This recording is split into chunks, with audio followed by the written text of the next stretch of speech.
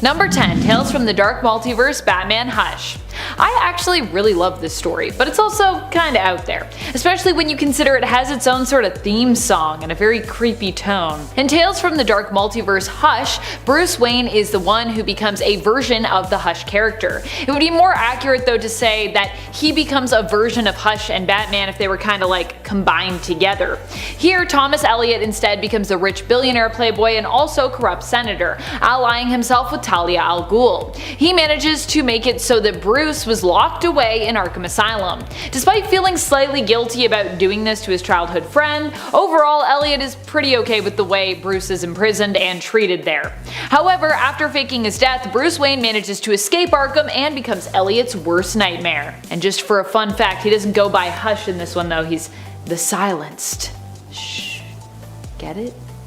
Still like Hush. Number 9. JLA the Nail. This is an Elseworld story that centers around a literal nail. The nail in question is one that punches Martha and Jonathan Kent's tire, thereby preventing them from intercepting and adopting little baby Kal-El, who would grow up to become Superman. Or at least he would have grown up to become Superman if that's what happened.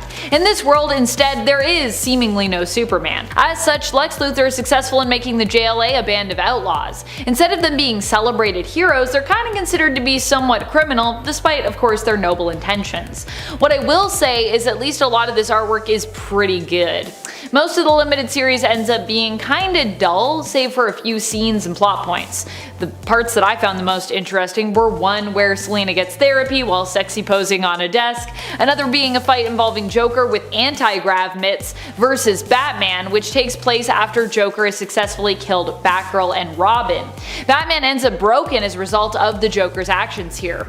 We later learn that the Superman of this universe is basically a very sensitive Jimmy Olsen who is bonded with the remaining traces of Kal-El's DNA found in this crash-landed spaceship. Jimmy doesn't like it when people laugh at him. He ends up in a fight with the real Kal-El, another interesting part of the 3-issue series, who it turns out was adopted by the Amish, hence why he never became a hero, as he preferred to stay within his community. So we get an Amish Superman, and then we also get Jimmy Olsen Superman, but he's pretty much evil.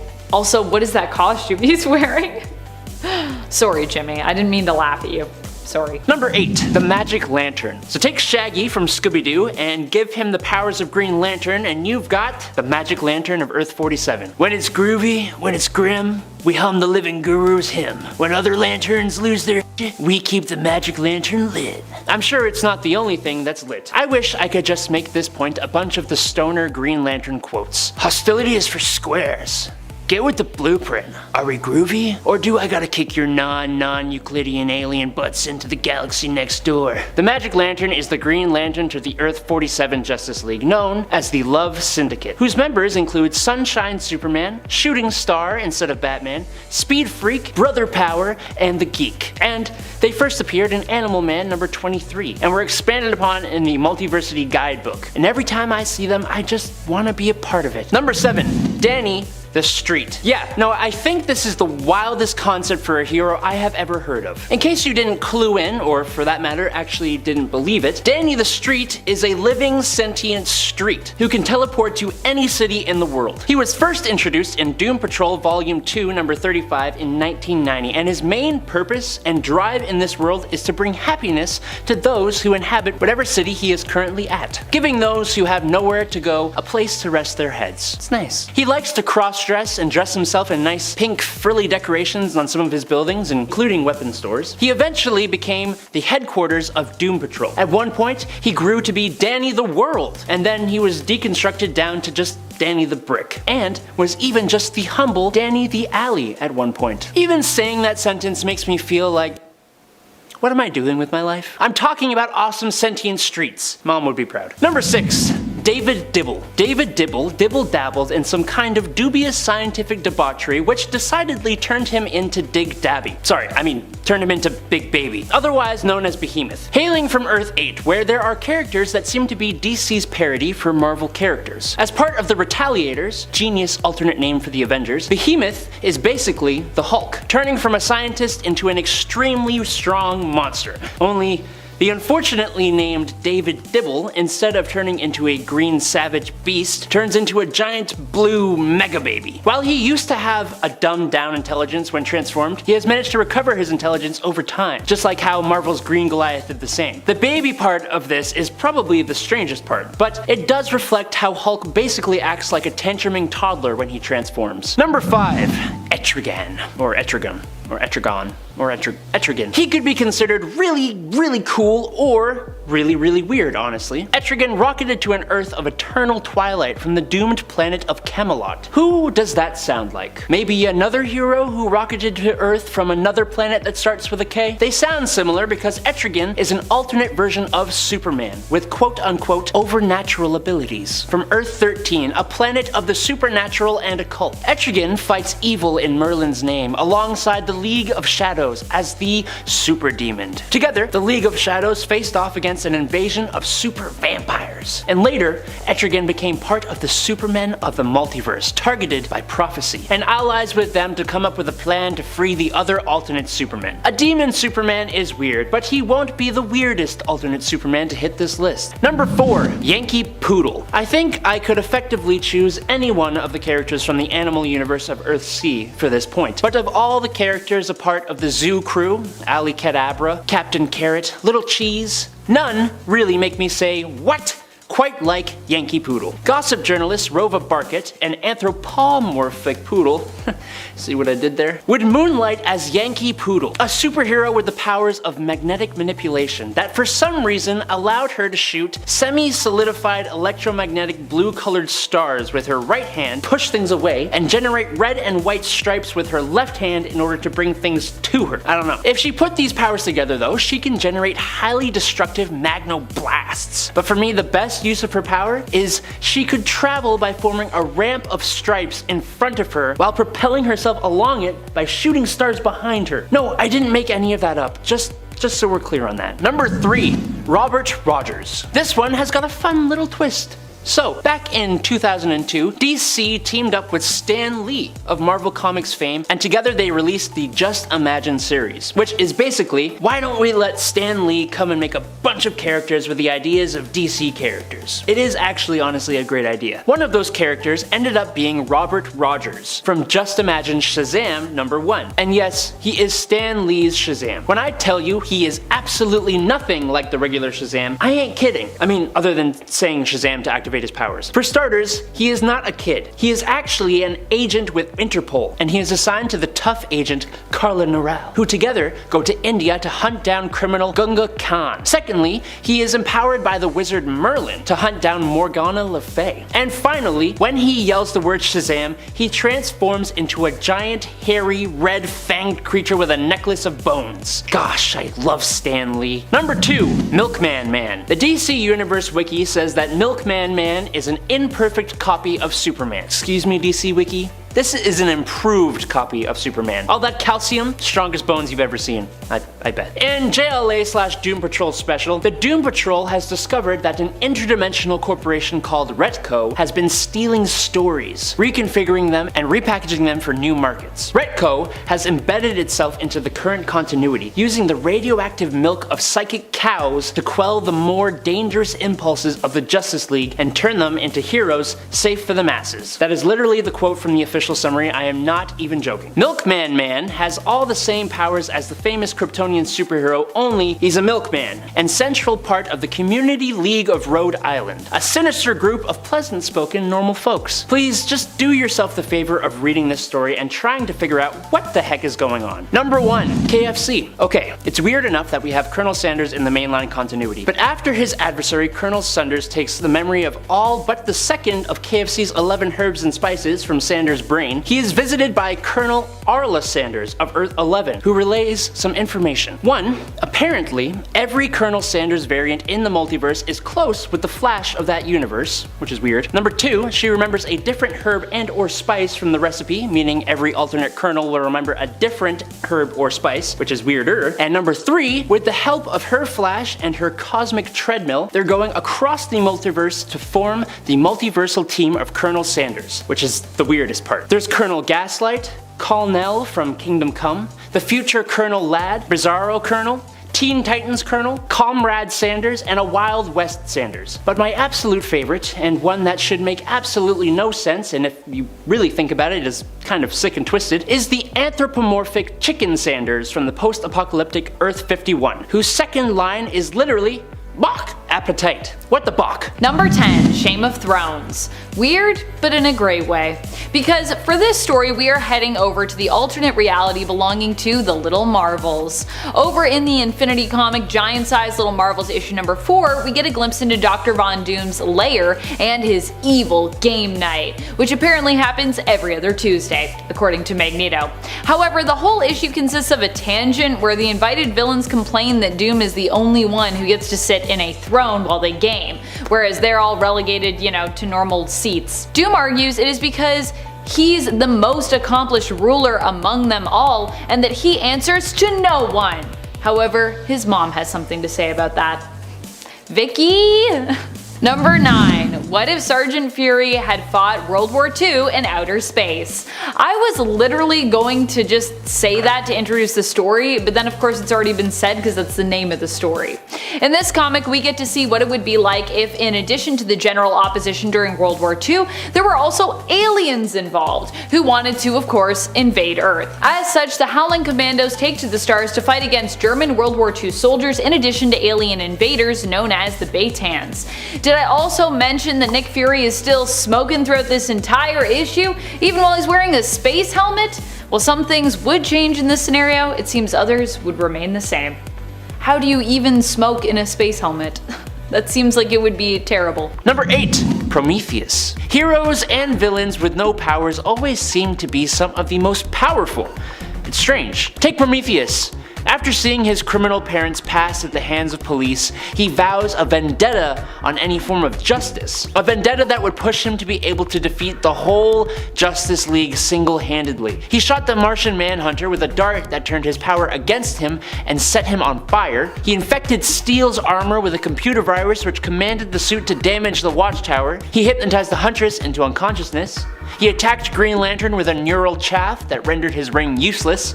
He trapped the Angel Zariel in limbo. He tricked the Flash into believing that he had planted motion-sensitive devices that would explode if the Flash used his powers. And he defeated Batman in hand-to-hand combat. That's probably the most nuts thing on this list. His origin is very similar to Batman's. After his parents were dispatched from the mortal plane, he would travel the globe training and becoming the ultimate combat machine. But he also attended the top universities, learning as much as he could. He eventually sets up a base in the Ghost Zone, and from here, he built an armor that could download information on any opponent's fighting style, kind of reminiscent of Taskmaster's ability. He is kind of crazy capable, and his vendetta on any kind of justice plus his Batman likeness just makes him kind of a little strange to me, but also terrifying. Number 7. Earth 17 Superman. On Earth 17, superheroes are a product of government experiments. The Superman of this universe, Overman, was the first, with the other superheroes being spawns of his DNA. Now that may be weird, but that ain't the weird part. He also doesn't really seem like a villain yet, does he? Well, after contracting a disease, contracting a disease from another person, yes, like that kind of disease, he goes insane and destroys the Justice League and reduces his world to rubble. He then gets his filthy paws on a doomsday boom boom that he intends to use on Earth 17 and wipe it out. The Crisis on Infinite Earths destroyed this reality, just like DC tried to destroy such a naughty Superman story, even having different iterations of Overmans who were different, like an Overman who became allied with the Axis powers in World War II. But the internet never forgets DC Comics, and people like me exist to remind everyone of the things you published into this world. I am sorry, sort of. Thanks for the content. Number 6. Mr. Mxyzptlk. Look, I talked about Batmite when discussing heroes, and he wasn't even really a hero, so how can I not mention the first 5th dimensional imp in this video? Plus he's got a fun name. Mr. Mxyzptlk is a reality warping imp obsessed with Superman, who, just like his rival Batmite did with Batman, simply seeks to annoy the hell out of Superman and just prove he is smarter than him. Which is good, because he has a level of power that in other hands could cause the entire end of the multiverse. More on that later though. He can do almost anything imaginable if he wishes it.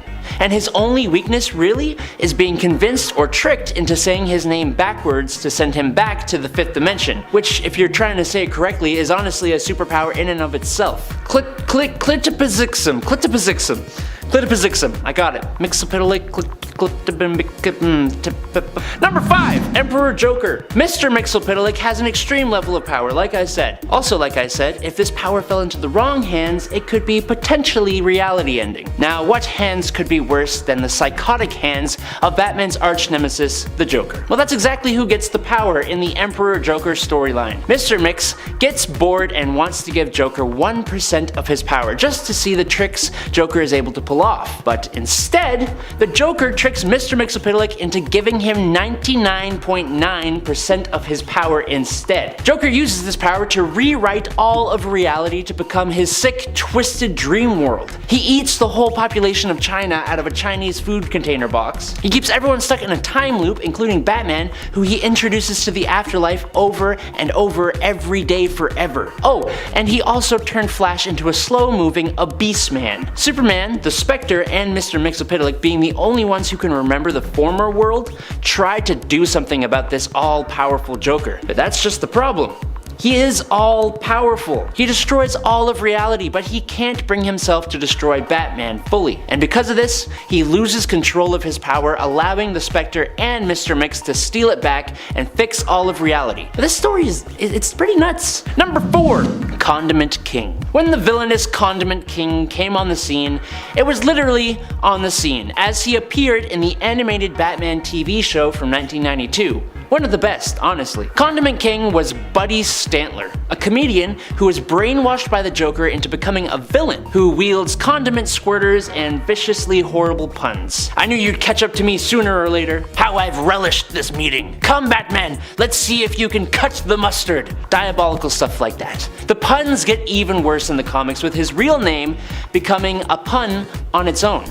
Mitchell Mayo. He isn't taken seriously by anyone. His weapons don't actually project his condiments at a speed fast enough to do anyone harm, but they sure are inconvenient, leaving nasty stains in your superhero costume. On the other hand, he does potentially have the ability to be able to cause anaphylactic shock if he is battling someone with an allergy, right? Number 3, Monsieur Mallah and the Brain. Monsieur Mallah is described in his wiki as a militant, super-intelligent French gorilla. The Brain, on the other hand, is described as a genius French scientist and master criminal who exists as a disembodied brain. So, those two descriptions are interesting enough on their own, but when I tell you the French militant gorilla and the disembodied brain are an item together, I think that just elevates the whole thing to a different level. Together, they are the primary leaders of the Brotherhood of Evil, who were villains to both the Doom Patrol and the Teen Titans. They both appeared in Doom Patrol 86 in 1964. Now, Brain was once a scientist who experimented on the gorilla who would become Mallah, which would increase Mallah's intelligence. An accident injured Ernst, and Mallah had to remove Ernst's brain and place it in a technological holding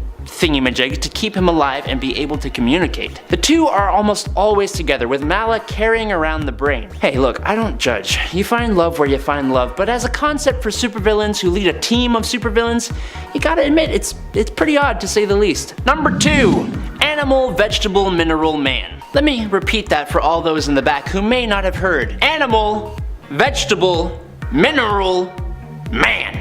I don't really have a problem with 2/3 of that. I just get really hung up on the vegetable part. Is that weird? Sven Larsson is the man who claims that title. And while it is a completely ridiculous one, it is actually pretty fitting. Sven fell victim to an experiment of his own making, which allows him to transform into any animal, vegetable, or mineral, either partially or fully, although he very obviously likes to do a bit of all three at the same time, which is an odd choice, but hey, I just work here. Animal, Vegetable, Mineral Man first appeared in Doom Patrol 89 in August 1964, and he is an enemy to the team, which makes sense given their weirdness. But Animal, Vegetable, Mineral Man here has a vendetta against the Doom Patrol's leader, the Chief, who he believed once stole an invention of his. An invention that, funnily enough, is the only way of stopping Animal, Vegetable, Mineral Man. But he didn't even do that, so no. Look, it gets weirder and weirder, but I gotta move on. Before I do though, Animal, Vegetable, Mineral Man. Okay, sorry, I just wanted to get out of my system one more time.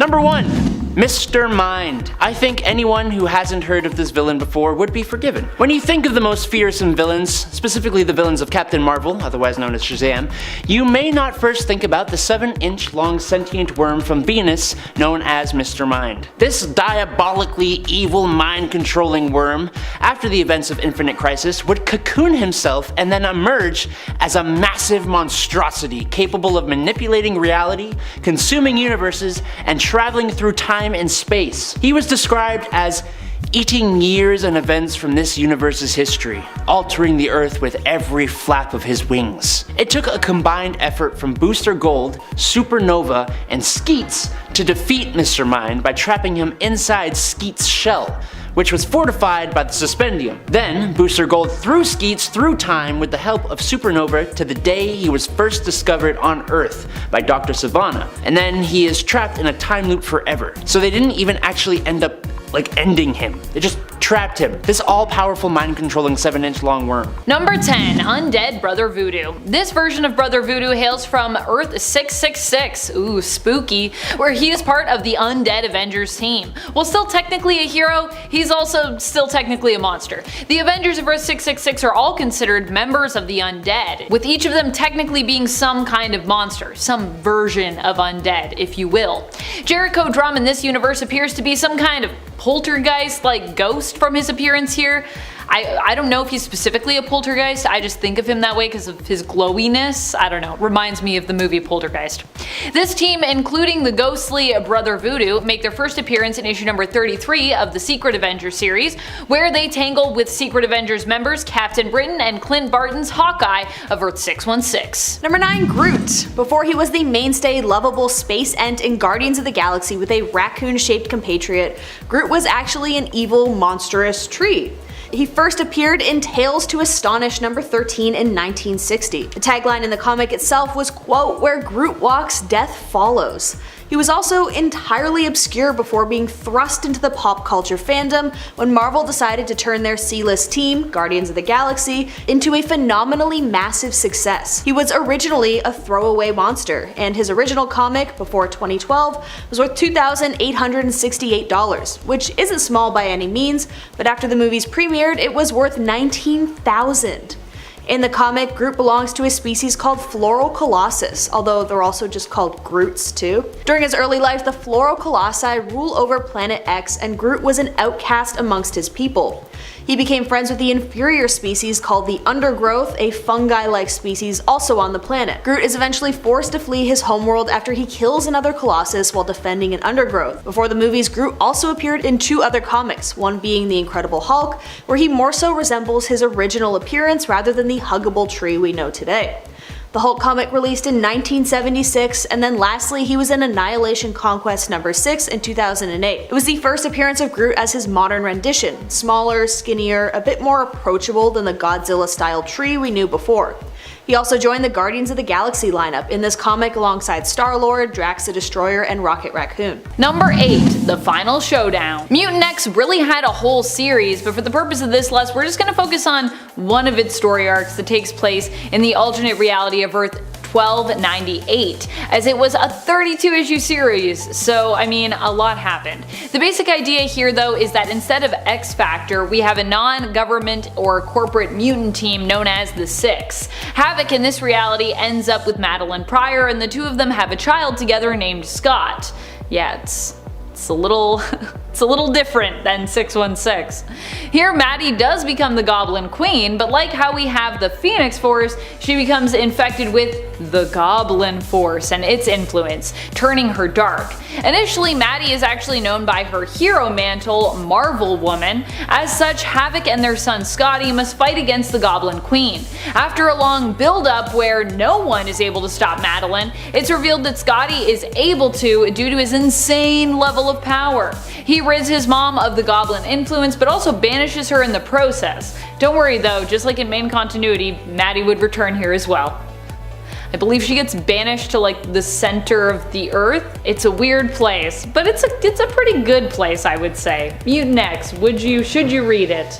Nah, I think you should read it. I think you could read it. I don't know if you should, but you definitely could. Number 7. What if the X-Men had lost Inferno? I love this comic, mainly for the panel at the end where Alicia Masters' Storm whispers to her newborn babe, "I love you, baby." I think it might be one of my all-time favorite panels ever, actually. But there is lots of weird stuff to love from this issue, including the fact that Doctor Strange and Rachel Summers also randomly deliver this baby at the end. In this What If, we imagine what would have gone down if the Goblin Queen hadn't been defeated and instead was victorious. One of the things that would have come about? Her unleashing the beast within Wolverine and turning him into a villain who devours babies. Also, Rachel becomes trapped and later freed from being a bridal mannequin? I think that's a thing that happens here. That's definitely looks like what's happening. Also, I love Rachel as a bridal mannequin. And how after she's like, "Thanks, my face hurt, too much smiling." Oh, by the way, Doctor Strange, who frees Rachel, he also gets to wear a cool eye patch in this world. Why? Because he's Doctor Strange. He gets an eye patch. I like it. Everyone should have eye patches. I want an alternate reality where everyone has an eye patch. Number 6. Ghost Racers. This is a series that comes from the Battle World pocket dimension that was governed by God Emperor Doom. Just like we had the Thor Corps, here we have the Ghost Racers, which is basically like its own category of racing, creating an organization or like even a company out of that set form, like NASCAR. The Ghost Racers are made up of various ghost riders who of course race one another for Battle World's entertainment. And of course, so wealthy fans can ideally make some funds on the wins and losses of each race. Although all the riders are pitted against one another, and eventually Arcade, who is in charge of them, sends them to take down Robbie Reyes, the current racing champion, eventually they all remember what things were like before Battle World, and they decide to rise up against those that are controlling them. Which I love. Also, I just love the idea of like just a group of racers that are just all ghost riders, and they're like, we race each other for fun. This is what we do now. Ghost Racers. Number 5. What if Wolverine battled Conan the Barbarian? In issue number 16 of the second volume of What If, we get to see what would happen if Wolverine somehow came to the time and lands of Conan and the duo ended up fighting one another. That's basically what What Ifs are for, right? Just seeing people that would not normally fight, and who will win. In order to revive his love, Conan is asked to bring another soul in her place to sacrifice. The soul that he decides to bring is actually Red Sonja, so that's not great because Wolverine, having fought with Red Sonja previously, had basically kind of fallen for her, and he does not agree with what is going on because of his own sentiment. He wants to rescue Sonja, probably because she reminds him of Jean Grey. Honestly, it's pretty weird to me that no one has ever said that like Jean Grey and Mary Jane Watson look similar, considering people have both thought that they looked like Red Sonja in the comics. So do all women with red hair just look the same? Is that the implication here? Or do all three of these women actually closely resemble one another, but we never really acknowledge that like Jean and MJ like look very similar, like weirdly similar. And Red Sonja's in there too. It's like the trifecta of like redheads. In the end, Wolverine takes Conan's hand in a fight that the two have, and the two end up permanently swapping places, with Conan returning to Wolverine's home reality and Wolverine staying in Conan's age. Wolverine finds a happy ending with Sonja. Conan, not so much. He like sees Jean and then she goes full Dark Phoenix, and then that's the end of that. Number 4. Age of Ultron vs. Marvel Zombies. Another even more bizarre story coming at us from God Emperor Doom's Battle World. This comic was all about the world that existed outside, actually, of Doom's Battle World, known as the Deadlands. And if you didn't like living by Doom's rules, well, you certainly wouldn't like this. But this might be where you would end up. Defy Doom, and this could be a place that he put you. Age of Ultron vs. Marvel Zombies explored these Deadlands that were watched over by Annihilus' insect creatures. And yeah, it's about as wild as it sounds. Around every corner, with the flip of every page, awaits more gore, folks losing their heads, and monsters, monsters, monsters! I think in a world of zombies versus robots, no one really wins. Is that the takeaway here? Also, because this is Battle World, there are lots of appearances of random multiversal characters, such as young Hank Pym, who's kinda like the main character of this, from the past alternate Earth of 51920, and the Pilgrim Punisher of Earth 15513. At least he looks like a Pilgrim Punisher. I like that he still has his skull shirt though. So he's like got the hat, he's got the coat, and he's like still got this like very 80s style looking logo and shirt. Number 3. Ruins. Ruins is just the most messed up kind of weird that a multiversal story can be. This comic offers a much darker take on what the world could be like with superpowers. Of course, it is a story by Garth Ennis, so yes, darker is definitely where we're going here. As brutal as Runes is, well, I kind of love how dark and awful it gets. The series deals with the less fantastical, more literal interpretations of powers and their uses, and how less hopeful civilians and government agencies might react or take advantage of said superpowers. In this world, Quicksilver is just a torso with his limbs moving too fast, causing him problems, so they all had to be amputated. At least that's what's implied. Or they just didn't like that he went fast, so they amputated them. The Hulk is an irradiated pile of tumors, which ultimately dies under the weight of his own mutation, and the Silver Surfer ends up driven mad by his own cosmic existence, taking his own life by clawing his own chest open while floating through space. This is a bleak and disturbing world filled with pain and suffering. Not heroes in capes. That's part of what makes it great, and part of what makes it weird, and part of what makes it horrifying. Number 2. What if Conan the Barbarian were stranded in the 20th century? And if you thought Wolverine and Conan fighting was weird, it just gets a whole lot weirder with this issue. However, I guess I should say that it gets a whole lot less weird, as the previous Conan What If we talked about was actually from the second volume of the series, as opposed to this issue that we're talking about, which is actually from the original series. In issue 43 of What If, we learn what would happen if Conan, instead of just coming to the modern day, was stranded there and stuck there. This What If was actually inspired by another fan favorite What If featured in issue 13. What if Conan the Barbarian walked the earth today? In this story, because Conan never gets teleported by lightning home, he becomes a criminal. Because, I mean, why not, I guess? He's confused, he doesn't know what he's doing. However, after creating a gang and getting into some trouble, he attracts the attention of the Avengers. But Captain America sees more than just a brute, and believes Conan is just misguided, but he has a hero's heart, truly. He offers him a spot on the Avengers, and we actually never learn what Conan decides because the issue ends. Talk about a cliffhanger. I don't know if we'll ever come back. Do we ever come back to that? It's like, will I call him? Won't I call him? And then the Watcher's like, well, I would tell you, but I can't because that's a story for another time. Maybe if we ever do it. Number 1. Marvel. Even saying the title sounds just like an experience. I don't even know where to start with Marvel because this continuity feels so just like non-existent here. There's no through line. The story is meant to be about Kal-AOL, a play on Kal-El, a kid from the future who is sent back in time to save the world and to save himself. In the future, you see the world is about to end. Fortunately though, that doesn't happen. While Al doesn't have any powers, he somehow is moderately successful as a hero.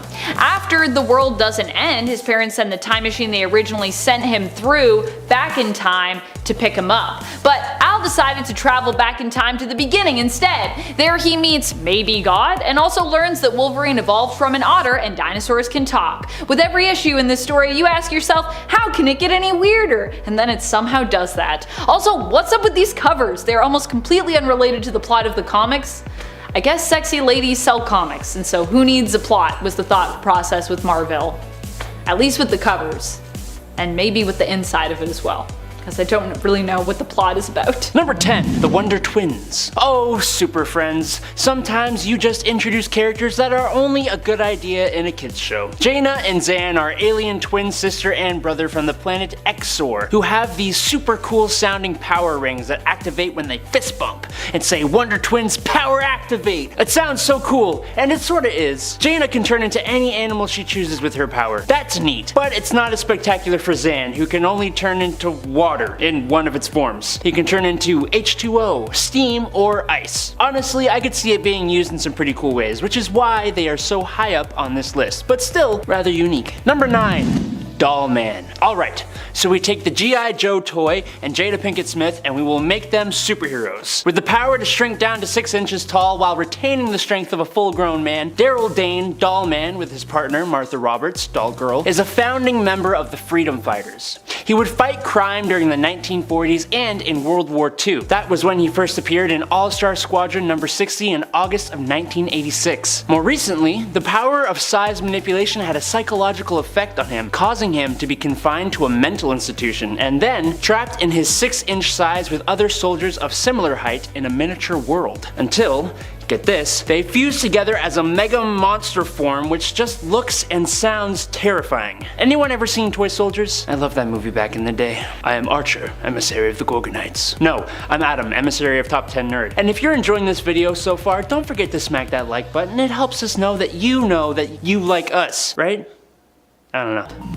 Number 8. Flash Thompson. Well, we have an excellent Flash Thompson currently in the MCU with Tony Revolori, who does a great job of balancing his hatred for Peter Parker with his love of Spider-Man. There have been a few portrayals of the character that have come before him, so it's possible we could get a whole team of Flashes in the MCU if they all decided to show up from the multiverse. It all started with Joe Manganiello, who played Flash Thompson, school bully and original boyfriend of Mary Jane Watson in the Raimiverse. Also, fun fact, this was Manganiello's breakout role. I completely forgot about this until revisiting the films, and wow, I just think that's such a weirdly perfect casting for Flash Thompson. Following up Joe was Chris Zilka, who played the bully turned sensitive wannabe friend to Peter Parker in the Amazing Spider-Man series. I also really like Chris's portrayal of the Flash, so I'd also be cool with him showing up as well. Give me all of the Flashes. Number 7. Genki Lee. Another character that shows up in Into the Spider-Verse is Genki Lee, and this is definitely a character I would love to see also show up in the MCU, along with Miles of course. I don't think you can have Genki without Miles. In Into the Spider-Verse, Genki was not portrayed as being quite as close as he is to Miles in the comics, and that is part of the reason that I want to see these two pals together in the MCU. I want to see that awesome BFF connection. In the comics, Genki is Miles' best friend, who knows about his secret identity as Spider-Man. He hails from the alternate Earth of 1610, the Ultimate Universe, just like Miles. Hopefully where Miles goes, Genki will too, and hopefully that place that they're both headed is the MCU. Number 6. Gwen Stacy. Gwen Stacy is well known in the comics for being Peter's first ever love, and for many fans, his one true love. Personally, I'm a big shipper of Peter and MJ together, but you know, Peter and Gwen are still iconic and have a lot in common, and I respect that. In the Amazing Spider-Man series, Gwen Stacy was played by Emma Stone, who I absolutely love. Unfortunately, just like in the comics, Peter was unable to save Gwen at the end of the Amazing Spider-Man 2, and she died. Peter thought he had saved her, but learned that ultimately he was too late. He gave up being Spider-Man, but eventually returned to the mantle after listening to Gwen's valedictorian speech, which inspired him to become a hero once more. Emma Stone did an awesome job playing Gwen, and it would be really awesome to see her return and to see Andrew Garfield's Spider-Man get to actually say goodbye to some version of her from the past or alternate future. Alternatively, I also wouldn't mind seeing Bryce Dallas Howard return to the role of Gwen, as she also played the character in the 2007 film Spider-Man 3. And I also just love Bryce Dallas Howard. She has done so much since then and has proven herself an amazing performer and an amazing director. Number 5. Spider-Gwen, aka Ghost Spider. Of course, this character doesn't come to us from any of the cinematic realities. Well, I mean, she is in Into the Spider-Verse, which is a film, so it is cinematic, but it is animated, so yeah. Either way, we can still get a live-action MCU version of Spider-Gwen, or Ghost Spider, as she's known currently in the comics. How cool would that be?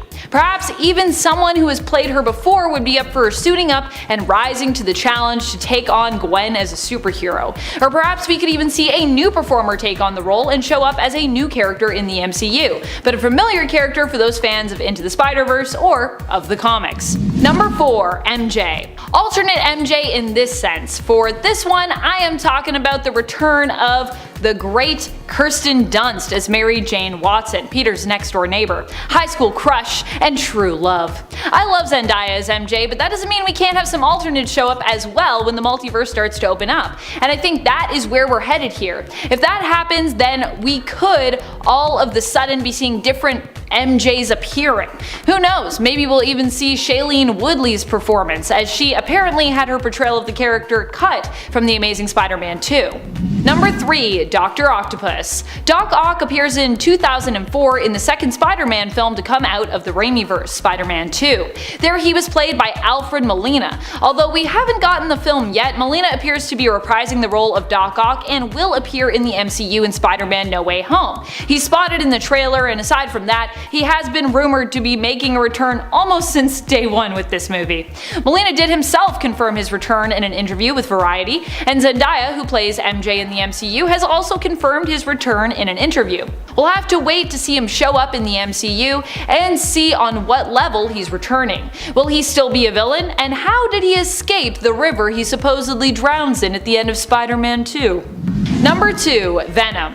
With the post-credits scene from Venom Let There Be Carnage, this is a character that many of us expect to see in Spider-Man No Way Home, or at least somewhere in the MCU. Although to be fair, Spider-Man really makes the most sense here when we're talking about when and where this character would be expected to show up. Tom Hardy's Venom is a bit of a hot mess, which is also why I cannot wait to see what will happen if we get both him and Tom Holland's Spider-Man together on the same screen. Venom, of course, does seem to break through to a world where Spider-Man's identity has just been revealed by the Daily Bugle. We even see Tom Holland's face on the TV screen when we see that reveal, so it seems very likely that these two will be meeting up again somewhere in the MCU. Hopefully Venom doesn't lick Spider-Man when they do meet up, because I'm not ready for those weird fanships.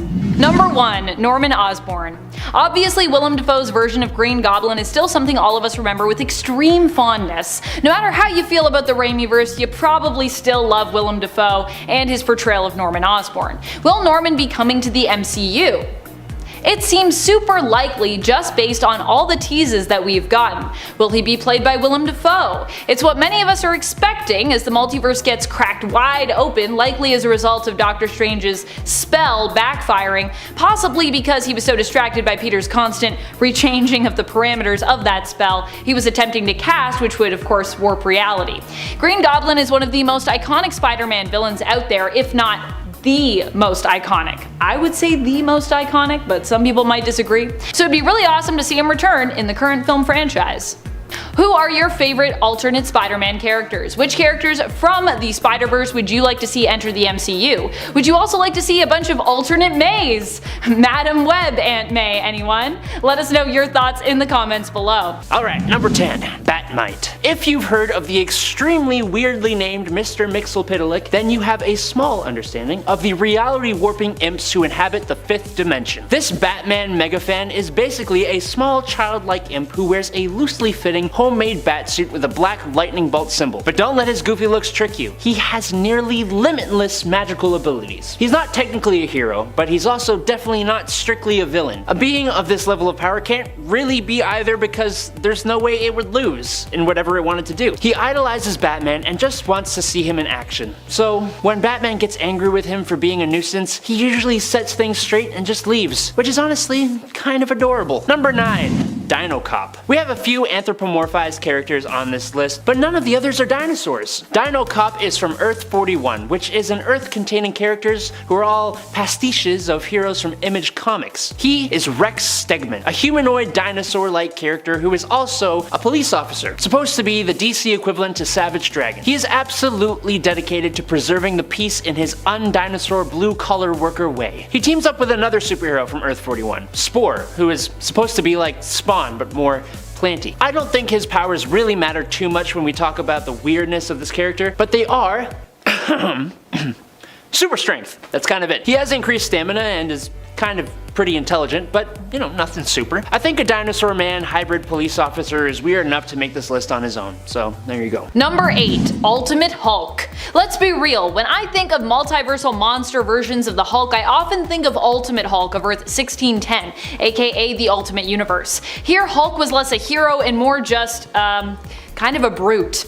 In fact, at one point the Ultimates, who are basically this Earth's version of the Avengers, even had to fight against, not with the Hulk. The Hulk would eventually go on to join the Ultimates team, I'll give him that, but let's not forget that he's a cannibalistic beast who also makes some of the most violent threats when he's angry. Even Bruce Banner wasn't as altruistic in this universe, initially hoping to create the next super soldier serum so that he might be able to increase his own strength and power. However, instead he created a Hulk serum, which turned him into the Hulk because he was all about testing that serum on himself. It's even implied that during his first transformation that he may have actually caused the death of Mary and Richard Parker, the parents of Spider-Man. Peter Parker, so yeah. Number 7. Marvel Zombies. It's an entire pantheon of characters, from Spider-Man to Hulk to Captain America, but all zombified.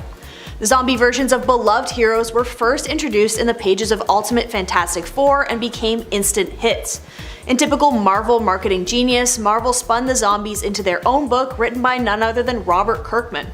Robert Kirkman is the same bearded guy behind a television show you might know called The Walking Dead. The comics ran from December 2005 to April 2006. It starts in an alternate Earth called Earth 2149, where an unknown hero crash lands from another dimension. He comes with a quote, hunger, which infects the Avengers, the X-Men, and the Fantastic Four, along with basically every other major superhero you can think of. It's intense, and the adventures of the zombie heroes usually have more mayhem than most mainstream comics do in their entire run. It's all about damage and impact, and oh boy does Kirkman deliver on that. Peter Parker eats Aunt May. I'm serious, look it up.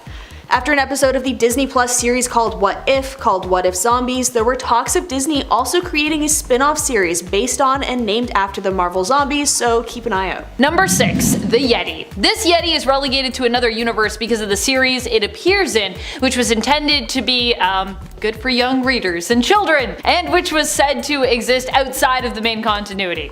This Yeti we are talking about here appears in Spidey Super Stories in issue 16. Oh boy. In this team-up book, we see Spider-Man go on adventures that are more kid-friendly when it comes to reading, ideally therefore serving the purpose of helping kids learn how to read, which is important. The Yeti hails from Earth of 57780, and while he might seem like a monster by the end of the story, Spider-Man, also of Earth 57780, seems to have ascertained that the Yeti really is not a bad guy, but is just homesick. He's just stealing a lot of ice cream. So he attempts to help the Yeti by getting him safely home so he can be cold again. Yay. Number 5. Morbius, the living vampire. It's Morbius' world and we're just living in it. He first appeared in Amazing Spider-Man number 101 in 1971. The story goes, in a desperate attempt to save his own life as he suffers from a rare blood disease, Dr. Mike Morbius turns to a cure that uses vampire bat DNA because of course he does. It mutates him into a half-vampire, half-human monster. It's Morbiclock out there, and Morbius was actually initially kind of a bad guy. He fought Spider-Man and Blade before becoming a vigilante justice sort of anti-hero who struggles with the insatiable lust for blood. He's also desperate to find the cure to his vampirism. Honestly, in the comics, Morbius looks way scarier and monstrous than the Laughingstock movie. I think it's one of those things where the cartoon and artistic medium is much better at portraying the monster than Jared Leto is. Number 4. MCU Gargantos. Gargantos is one of the monsters from Doctor Strange in the Multiverse of Madness that I thought, might be one of the big bads of that movie. Instead, I was wrong, and the beast was used simply as a distraction. Seemingly modeled after the comic book character Shuma-Gorath, Disney and Marvel decided against using the name of that character for copyright reasons, and so instead decided to use a name that solely belonged to them. Enter Gargantos. Although in the comics, Gargantos is less of a magical monster and instead is kinda like your typical multi-tentacled, one-eyed sea monster. In the film, it takes the combined efforts of Sorcerer Supreme Wong and Dr. Stephen Strange to defeat the beast, and Strange even pulls out some magical monster tricks of his own to stop Gargantos. While Gargantos appears in a multiversal film, him being based off of Shuma-Gorath would likely also make him a multiversal monster just straight up. Number 3. Ghost Rider. Who could forget Johnny Blaze, one of the Ghost Riders set out to hunt down earthly baddies and drag them kicking and screaming to hell where they belong. The legacy of the Ghost Rider began in the pre-Marvel age with a ghostly cowboy who hunted the prairie of the American frontier. But the modern version is a stunt biker, Johnny Blaze, who becomes possessed by the demon Zarathos and becomes a flame-headed skeleton with a cool bike and fancy leather jacket, hunting down bad guys in the name of vengeance. At times, he's the bad guy himself, being the not polished hero that has no problem taking lives. At others, he fights with the other Marvel heroes to take down bigger foes. I mean, he looks bad. Can we be honest here? And he's definitely one of my favorite Marvel monsters. Number 2. Strange Supreme. Strange Supreme is the Dark Doctor Stephen Strange we see as is showcased in the Disney Plus What If streaming series in the season 1 episode, What If Doctor Strange Lost His Heart Instead of His Hands? In this episode, Strange becomes obsessed with getting back Christine Palmer after losing her in a car accident instead of, losing his hands. Because Christine was his heart. Get it? Because her death is considered an absolute point in time, the spirit of the Ancient One returns to Strange to remind him that he cannot do anything to bring her back. Strange doesn't like that answer and is like, I'm still gonna do stuff, so he gets split in twain, with one half of him choosing to do whatever it takes to get Christine back, because the Ancient One's like, I'm not gonna let that happen, just cut you in half. This prompts him to turn to the dark arts, absorbing various creatures and monsters from the universe in order to get as much power as is needed to reverse Christine's death. In the end, this Strange of the multiverse becomes more monster than man, defeating his other half by reabsorbing him and breaking the universe to bits when he disregards all warnings and brings Christine back to life anyways once more. Doesn't even work out well because Christine's like, dude, you're like super evil, I'm like not here for this. Number 1. Shuma Gorath. Quote, before all was, I was. Before time was, I waited. I fed on the screaming souls of the universe. I drank the spoiled milk of dead stars. I am the emptiness outside all understanding. I am Shuma Gorath. Is a pretty sweet way to introduce yourself. His character design is next to none as one of the great old ones who first appeared in a 1972 comic called Journey into Mystery Volume 2. This tentacle monster more so looks like a freak of nature than a typical monster. He's the ruler of hundreds of dimensions and comes to the Earth realm millions of years ago along with the other old ones. Around 1 million BC, he was banished from Earth by a time traveler sorcerer named Sea-Sneg. It was witnessed by Doctor Strange, who hoped to defeat the Ancient One so his master didn't have to die, but obviously it never really works out like that. But then Shuma Gorath reappears and becomes the main foe of Doctor Strange.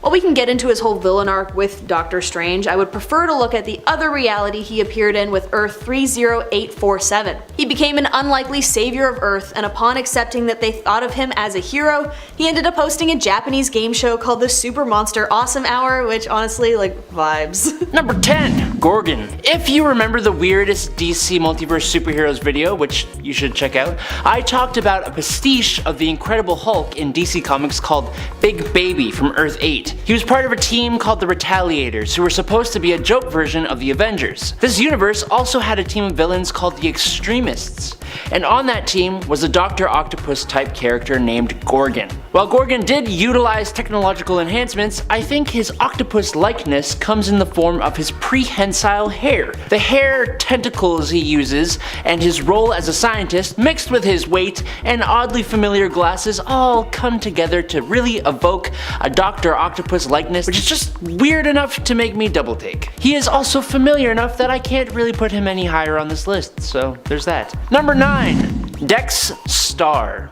Or Dex Star, or Dexter, or Dexstar, Dexstarer. Cats can be ruthless, cold, and scary at times, I'll admit that. But while the Red Lantern of Sector 2814, Dexstar, is an irrationally rage-filled kitty, it's all because he loved his owner. Dexstar's origin shows the cat Dexter with his owner when she is attacked by robbers who broke into her home. While Dexter tried his best to scratch the attacker, he ended up ending the life of Dexter's owner. When the police showed up on the scene, Dexter was kicked out into the streets so as to not contaminate the scene. Now, 2 rascals from the streets found Dexter when he was trying to sleep, put him in a sack, and threw him into a river. Now that is one hell of a sequence of events, and all this happening filled the poor little kitty with enough rage that it caught the attention of Atrocitus, who called out to him and made him a Red Lantern. With this newfound power of the Red Lantern ring, the Rage Kitty exacted his sweet revenge on the hoodlums and flew to say goodbye to his owner one last time, saying, in his little cat language, "I find who hurt you, I kill. I good kitty." I love this cat, but I also wouldn't dare mess with it. Ever. Number 8. Tales from the Dark Multiverse, Wonder Woman, War of the Gods. I don't even know what to really make of this multiversal story. All I can tell you is buckle in because this Dark Multiverse story is Yeah, dark. To be fair to this one shot though, I don't really even know what to make of the War of the Gods story in the main continuity, which I also found a little confusing, so it makes sense that this is where I would be as well with the Dark Multiverse version. A little confused. In this story, the Amazons of Themyscira end up in a war with the United States. When Diana is pulled into a battle with Hecate as a result of these events, where in the main continuity Hecate was defeated by Wonder Woman's lasso of truth, here she just ends up planting a seed within Diana's mind. Diana defeats her, but only temporarily. Following the death of Hippolyta, her mother, Diana is left weak, fearful, alone, and resentful, and this is when Hecate is able to take over. Unable to free her, all of Wonder Woman's friends die trying to. The only way to contain Hecate Wonder Woman is with magic, and many of her magical colleagues actually die in the attempt to do so. Hecate as such ends up chained, but of course so is Diana, unable to find the hope to escape her own internal prison. Of course, like most dark multiversal tales, we end on a pretty dark and tragic note. But that's okay, Zatanna's never gonna give up. Number 7. JLA Act of God. Admittedly, this is a cool premise, but it just doesn't make a lot of sense, which is what's weird about it. In JLA Act of God, an Elseworlds 3-issue miniseries, we get to explore a world where all the heroes of Earth have simultaneously lost their powers. Well, at least almost all of them anyways. How did this happen? Black light? Somehow the world being hit with a flash of black light results in almost everyone losing their powers. I guess normally superheroes don't go to raves or anything, where black light is, I feel like, very common. Although this is attributed to the black light, some might call it an act of God. A later on, very suddenly, devoutly Christian Diana Prince at least would probably claim that. Diana, haven't you met gods? How does that make sense? What's really ridiculous is in the first issue, as we go through the moment this happened, the world over, we get to see just how diverse not only everyone's powers are, but also when it comes to the source of their powers, just how diverse it is. In one page we go from Steel losing complete control of his systems and suit as he plummets to his doom, to Aquaman losing his ability to connect with the creatures of the sea telepathically and his ability to breathe underwater. At the same time, Kyle Rayner also has lost control of his Green Lantern ring, which seems to now just be, I guess, a really unique and trendy looking accessory. How could a flash of black light affect almost everyone in this same way? Like I said, it's a cool premise, kinda wonky execution though. How is Steel affected by this? Didn't Steel make his suit? I'm confused. Number 6. Facets. What happens when we get to see the Teen Titans as they be in a fantasy setting? Well, a whole lot of weirdness. Raven of course ends up evil, known as a deadly and beautiful sorceress, Queen Raven. She creates her own loyal servant and accomplice with Victor Stone, or at least she tries to, transforming him permanently into a cyborg. It turns out this isn't all that Raven's been up to though. She has a whole collection of prisoners whom she has transformed in some way, and when Cyborg refuses to join her, she also contemplates holding him there with the rest of them. So apparently she does this a lot. Seems like her deals with people don't usually work out. I guess she's just hoping that one day that'll change. She's like, I'll just keep doing it. Eventually someone will be loyal to me. If I try it enough times, it's gotta work. In this story, Coriander is a prisoner of some goblin mages who use cosmic energy to transform her into Starfire. The comic features an all-out battle between Raven and Starfire, joined of course by the rest of the Titans. Nightwing goes on a trip inside Phantasm's cloak, literally it looks like he's tripping out, and eventually Trigon joins the party when he is summoned by his daughter Raven. You can check it all out in the 1994 New Titans Annual. It's weird.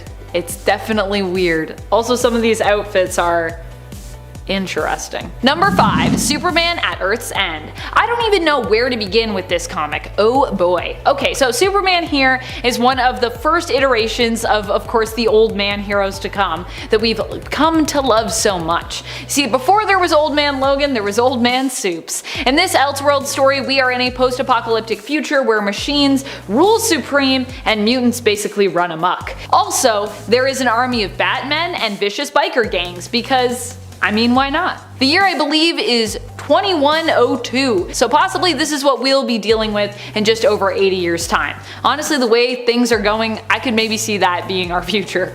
Superman is recharging and recuperating his strength when he hears about the plan to nuke Gotham City. He aims to save the city, but of course without doing any killing because, you know, he's Superman. And of course no guns because he's Superman. Except for the part where he uses guns to kill people. Except for that part. Mostly robo and really bad people though, so I guess for Supes it doesn't count. It features the famous "I am a man" memeable moment, which actually was shouted in response to an android by the way, so out of context it's really weird, but within context it actually like kinda makes some sense. It's still pretty weird, but it's not as weird. Also, shortly after claiming that he doesn't need weapons, Superman chooses to wield a ridiculous mega gun known as the Expunger. It's crazy. I just love that he's like, I don't need weapons because I have powers.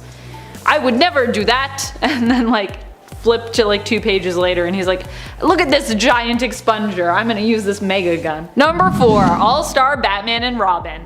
Not so much a story as a full series, but I have other full series on this list, so it's fine. All-Star Batman and Robin consists of 10 issues, all of which are pretty weird when it comes to the depiction and characterization of a lot of our favorite superheroes, villains, and their allies even. Once again, we get a super jacked version of Joker in this comic. We also get a version of Vicky Vale who seems far more obsessed with Superman's manhood and dates with Bruce Wayne than any kind of serious reporting. And of course, then there are Batman and Robin. What a dynamic. Batman in this comic is the worst kind of hero, an entitled one. This is the version who refers to himself as the goddamn Batman and makes Dick eat rats and sleep in the Batcave initially. Because he's Batman and he can do that. He also torments Hal Jordan, Green Lantern, by painting himself, Robin, and the entire room and corridor yellow, and also serves and consumes yellow food and drink around him, with Batman enjoying some lemonade and Robin devouring what appears to be an all-yellow ice cream cone. All-Star Batman and Robin has to be one of the weirdest multiverses out there. And every time I go back to it, I'm like, what is happening?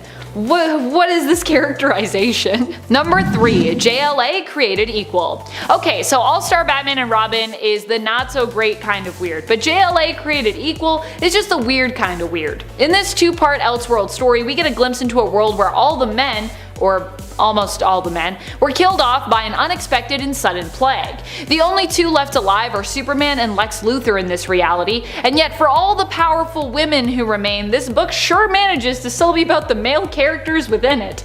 In Created Equal, Superman attempts to help the rest of the new, almost all-female JLA figure out a way to repopulate the Earth. I say almost because Superman's still there, so yeah. The main concern is how to ensure the survival of the human male gender, as if they made clones, with their technology and resources, they'd actually only be able to produce female ones. I guess they can't like tamper with the genes, they can't like tamper with the DNA, or I don't know how you make clones anyway, so I probably shouldn't tell other people how to do it. Eventually, Lois Lane and Clark Kent end up conceiving a son who is born and named Adam. He accidentally hugs his mother to death, and then Lex, being Lex, unleashes a plan to take control of all the young men who were created and raised on Themyscira, thanks to Adam's existence and his resilience. Also, he makes them all bald, because this is Lex Luthor, so yeah. Oh, what a weird story. Come and join me, and also I'll be bald, because you all have lovely hair and it offends me. Number 2, a Batman Reptilian. Ah yes, the story of an alien baby that belongs to Killer Croc because he was influenced by aliens while inside his mother's womb, which is how he's even mutated and also makes him like, I guess, a hybrid alien-human creation technically. In this beautiful yet bizarre story, Batman is attempting to track down whoever is killing all of his rogues. What he finds out though is that it isn't any one of the other villains, but Croc's baby that he just gave birth to. Killer Croc, of course, didn't know that he could do that. I mean, neither did we. It turns out that this is a result of him being part alien in origin, or being tampered with by aliens when he was like a fetus. The newborn babe, it turns out, just wants its mama, but for what purpose remains to be seen. Killer Croc can't nurture it, as you know, he doesn't have like the biological equipment for that. After we get through that whole slog of that's not gonna work, it's also implied that the giant alien monster baby wants Croc to mate with it. which is also thankfully out of the question when it comes to Croc's willingness, so thank goodness, because I thought, this better not be where this is going, oh my goodness. Did I mention that Batman is also a huge jerk throughout this entire series? Cause yeah, this is Garth Ennis behind the writing wheel, and that is very much a thing. Which I'm not surprised by. That's kind of Ennis' whole thing, so yeah. I actually like Batman being a butt in that story more than I like him being a butt in Frank Miller's All-Star, so yeah. Number 1, Batman Last Night on Earth. This one was where the thumb came from in part 1 of this list. I had intended to actually include this story there, but then I got distracted by the Batman and Lobo crossover. Understandably so, I think, because that's also super weird. But that's fine, because it just means that Last Night on Earth gets a higher spot on this list of bizarre multiversal DC stories. Batman Last Night on Earth is a book that exists outside of the continuity and belongs to the DC Black Label line. Also, Reptilian is part of that same line, just so you know. Black Label primarily is made up of titles that are more adult in terms of their content and their themes. Here, that translates to Batman wearing a straitjacket version of his suit in a post-apocalyptic future, where Joker is just a head in a jar. They also end up fighting giant monster baby Green Lantern constructs in issue number 1, just to give you a sense of the level of weird that we're dealing with here. But it's like a fun weird. It's like a, I'd recommend this weird. I give it 2 weird thumbs up. Number 10, Harry Osborn. This one's a dead friend.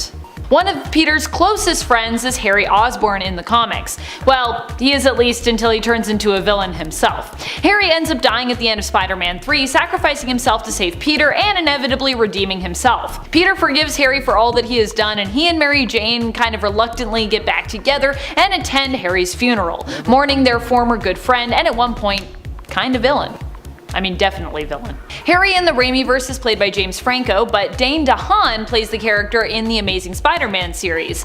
Dane DeHaan's Harry Osborn becomes Green Goblin in the second film and is a secondary antagonist, in a film that, like Spider-Man 3, suffered from too many antagonists. I'm just saying. I don't think we'll be seeing James Franco reprise the role in the MCU for reasons, but there is still a chance that Dane DeHaan could reprise the role. I would be fine with that. I would be interested in seeing more Harry Osborn. I would be interested in seeing more Harry Osborn in some capacity in these movies, as long as we don't bring back Spider-Man's costume from the Amazing Spider-Man. I forgot how much I disliked that costume. I went back to those movies for this list and I was like, man, still don't like that costume. It's not for me. Number 9, Uncle Ben. Cliff Robertson, who originally played Uncle Ben, sadly passed away back in 2011, but we could still bring this character back. Martin Sheen is still alive and well, who played the character in the Amazing Spider-Man series, or there is a chance we can meet a new version of Uncle Ben from the past before he died in the current Spider-Man film series. After all, I mean, we never got to meet Tom Holland's Uncle Ben, if he ever had an Uncle Ben, although he's still Peter Parker, so while it goes unmentioned pretty much, we can assume he does, I think. Number 8. Prez Rickard, a teenager born to literally become president. He was the youngest president ever elected thanks to the lower eligibility age in his comic book, Prez number 1 in 1973. As the young president, he fought legless vampires, a right-wing militia led by the descendants of George Washington, and evil chess players. His powers include advanced hand-to-hand combat, leadership, political science, and a healthy dash of charisma. His mother, Martha, another DC Martha mom, was his vice president, with his sister becoming his secretary and his Native American friend Eagle Free being appointed as head of the Federal Bureau of Investigation. Honestly, a pretty strange character, but also super inspiring, especially for younger readers, I'm guessing. Number 7.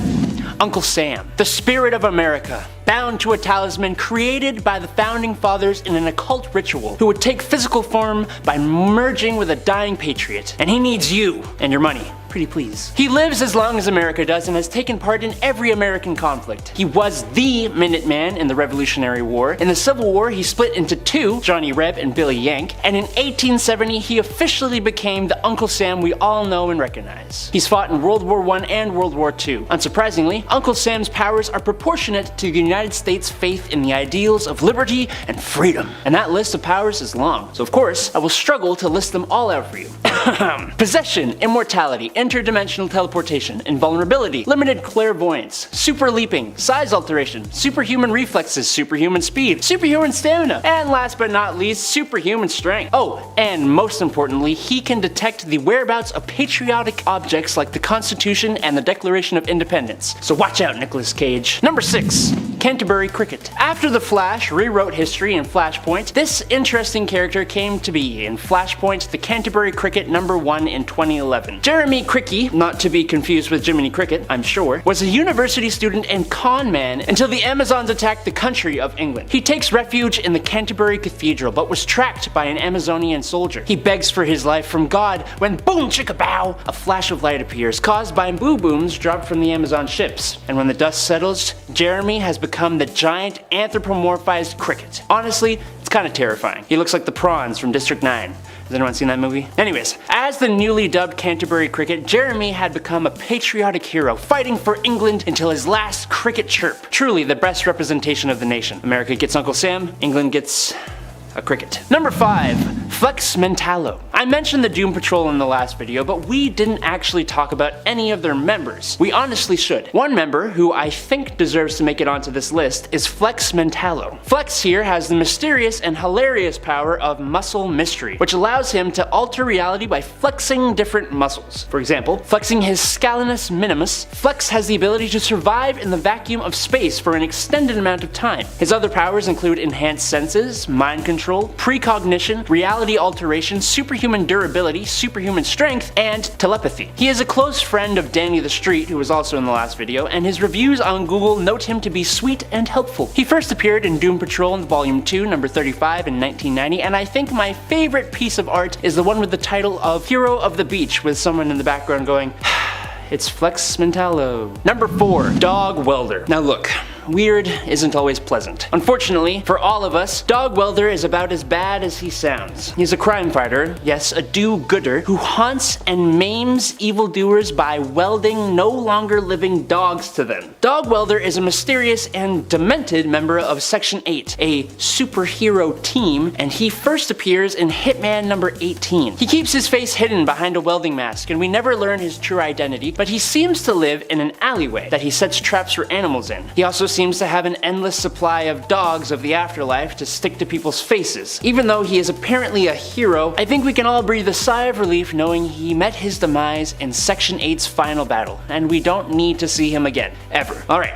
let's move on. Number 3. Matter Eater Lad. When an alien race has all their food infected by microbes, instead of going extinct, as you might expect, they evolve to be able to eat unlimited amounts of any form of matter to survive instead. Yes, welcome to Planet Pepto-Bismol. Oh, sorry, no, just Bismol. Home to Legion of Superheroes member Tenzil Kem, better known as Matter Eater Lad. The 15th member to join the Legion, Matter Eater has an ability you just wouldn't think would be useful. But if you get stuck inside somewhere, I can guarantee you want this guy on your team. He can eat through literally anything due to digestive enzymes. Thanks to how comic books just are, this ability has become more and more useful and in very random ways. For example, Bismolians don't possess any other superpowers really, but the ability to eat tons and tons of anything and digest it in literally seconds apparently translates into food energy that can give them, oh I don't know, super speed for example, or like when he ate through a whole asteroid in minutes. I just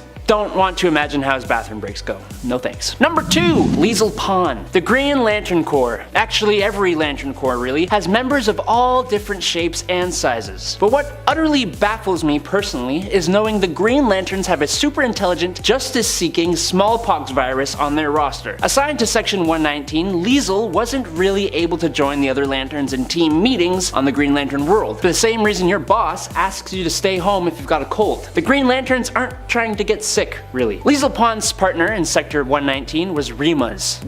Because Remus was a fatal victim of Despotellus, who is also a sentient virus, but part of the Yellow Lantern Corps, so evil. Despotellus infected Guy Gardner, and wanting revenge for the attack on her sector and the loss of Remus, Liesl Pon entered into Guy, and the two battled with Liesl Pon, defeating the virus and capturing Despotellus, who Liesl brought back to Oa for the Green Lantern Corps doctor Saranik Natu to work on a vaccine for. for. Number 1, Red Bee. When I think of all the animals that would make good sidekicks or super pets, bees are not my first choice. Think about it. As soon as they sting you, that's it. You need another bee to replace that one. Well, ain't it just the fitting coincidence that the trained bees used by Red Bee are a species of bee that don't die when they sting people. Not wasps though. They're bees, okay? Not wasps. Richard Raleigh, the first Red Bee, was a superhero during World War II that used a weapon that fired a sting shot. Ouch! And inside his utility belt, he carried a swarm of bees that he would use against villains. Again, someone tell Nicolas Cage to watch out. He first appeared in Hit Comics #1 in the 1940s. The second Red Bee would be his great niece, Jenna Raleigh. This Red Bee used 2 mechanical bees that fire electricity, a tech suit, and was mutated by alien insects to produce pheromones that she can use to control her bees. At least that makes more sense than training a colony of bees. Right? I don't know. Number 10. The Flash. One of the most recognizable superheroes in pop culture, the Flash is perhaps one of the fastest beings in DC Comics. While Barry Allen is the most well-known iteration of the character in the comics,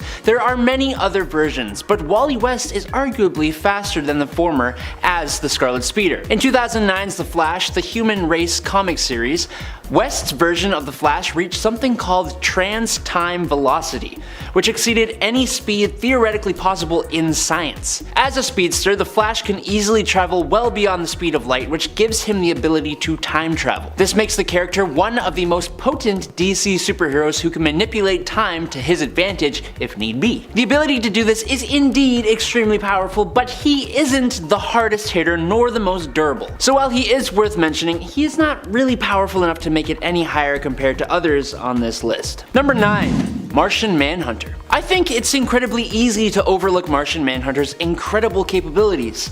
Yes, he is more well known for being a telepath and a shapeshifter, but this guy packs a hell of a punch with the Martian abilities of phasing, Martian vision, and density alteration. Now, his probably most powerful form was when he became Furnace, completely negating his weakness for fire.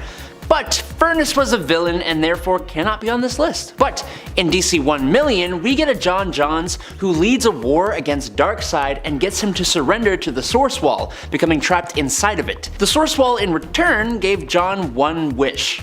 His wish was to become one with Mars, meaning John became a living planet while maintaining his multiversal telepathy and his genius intelligence. We don't get to see much of this version of John, but we can guess a lot of things about this version. Firstly, his weakness to fire is probably non-existent, because I mean, people gotta make fire on the planet, you know? We can probably assume John keeps his other Martian abilities to a degree as well, and there's also the possibility that the passage of time has increased those natural abilities considering he's defeated Darkseid. We can also assume he would now also have the powers that usually come with being a living planet, like weather manipulation and control of the elements. He can control the sands of Mars to an incredible degree too, so there's that as well. Number 8. Power Girl.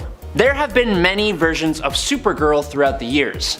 None were remembered as fondly as Kara Zor-El, the cousin of Superman. While Kal-El was rocketed to Earth as a child from a dying Krypton, Supergirl was sent out from Argo City as a teenager. She became trapped in suspended animation until she finally arrived on Earth, where she soaked up a ton of solar radiation. Now yes, Supergirl is powerful, but there is a more powerful alternate version of her in the form of Power Girl. Power Girl has all the powers and abilities of Kryptonian and is pretty much just like Supergirl, with a major difference being she is older than her counterpart, and therefore Karen Starr, Power Girl, is far more powerful. Over the years she has evolved again and again to fit the continuity, but she's still considered one of the strongest DC superheroes. Power Girl has been able to knock out Superman in just one punch when she was needed to. She can stand up to Supergirl and even Wonder Woman in the heat of combat, and she's even been able to beat up someone as powerful as Darkseid. At number 7 is Marvel 1602. This is a fun one, but it's definitely quite bizarre at the same time. It might be pretty obvious by the name, but basically, this universe tells the stories of the heroes and villains we know today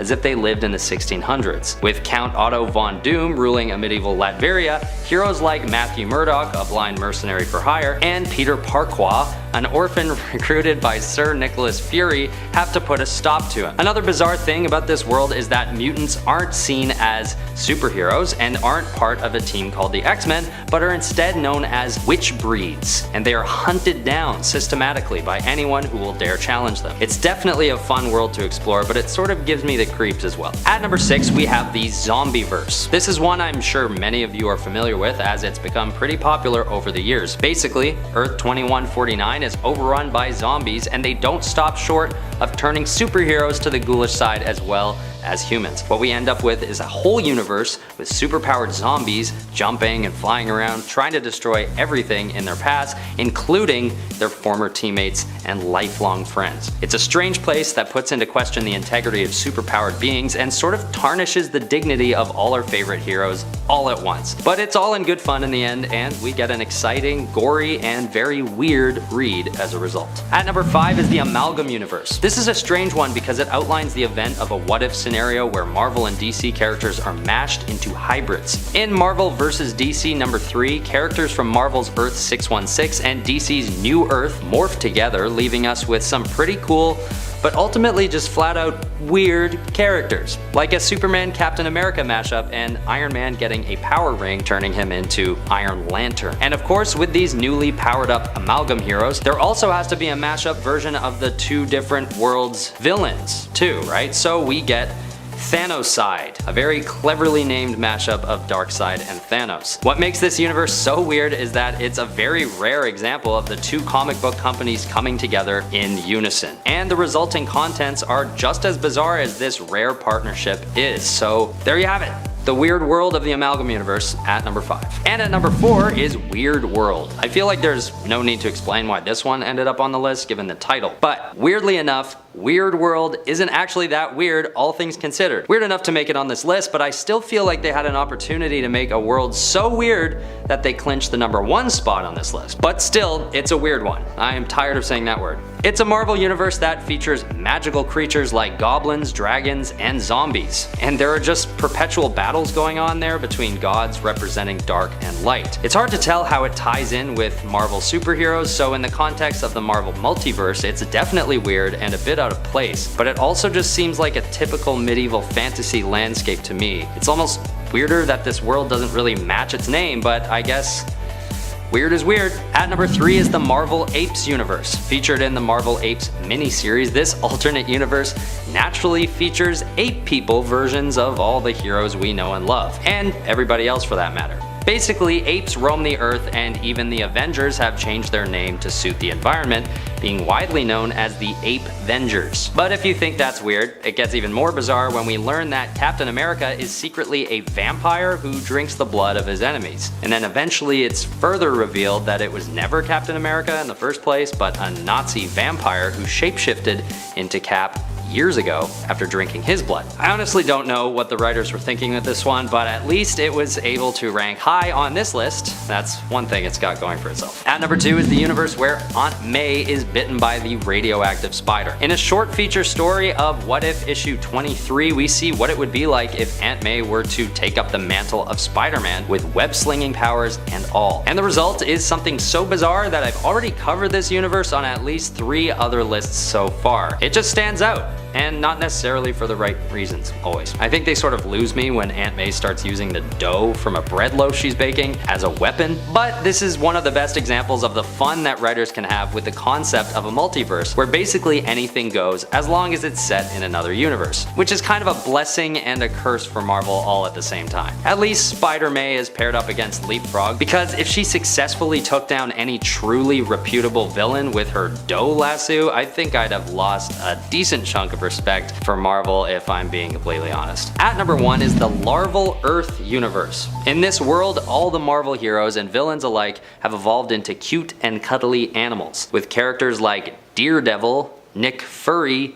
and the Agents of Sheep. There's no wonder why this universe exists as a one-off, although it may have been just weird enough that it went full circle and became kind of iconic. I mean, the ironically popular Spider-Ham, aka Peter Porker, also comes out of this alternate universe, so there's that. Larval Earth is probably the weirdest universe to actually be considered part of the official Marvel canon, and with villains like Kangaroo the Conqueror, Sand Manatee, and Magsquito, readers are left wondering whether or not this whole multiverse concept is going too far. But personally, I think the odd, fun, and weird universe never hurt nobody. I mean, who could be mad at Black Panda? I mean, that's not much of a stretch considering he's normally named after an animal, right? At number 10 is the Punch Dimension. This probably wins the award for the most uncomfortable and painful universe on this list, unless you're Cyclops, in which case it's actually probably the most useful, but still pretty painful, I'd imagine. In fact, the Punch Dimension is where Cyclops gets all of his power from, because instead of him actually generating all his power from within, his eyes are actually known to be doorways to this dimension, which he can summon kinetic energy out of on command. But if anyone else were to travel there,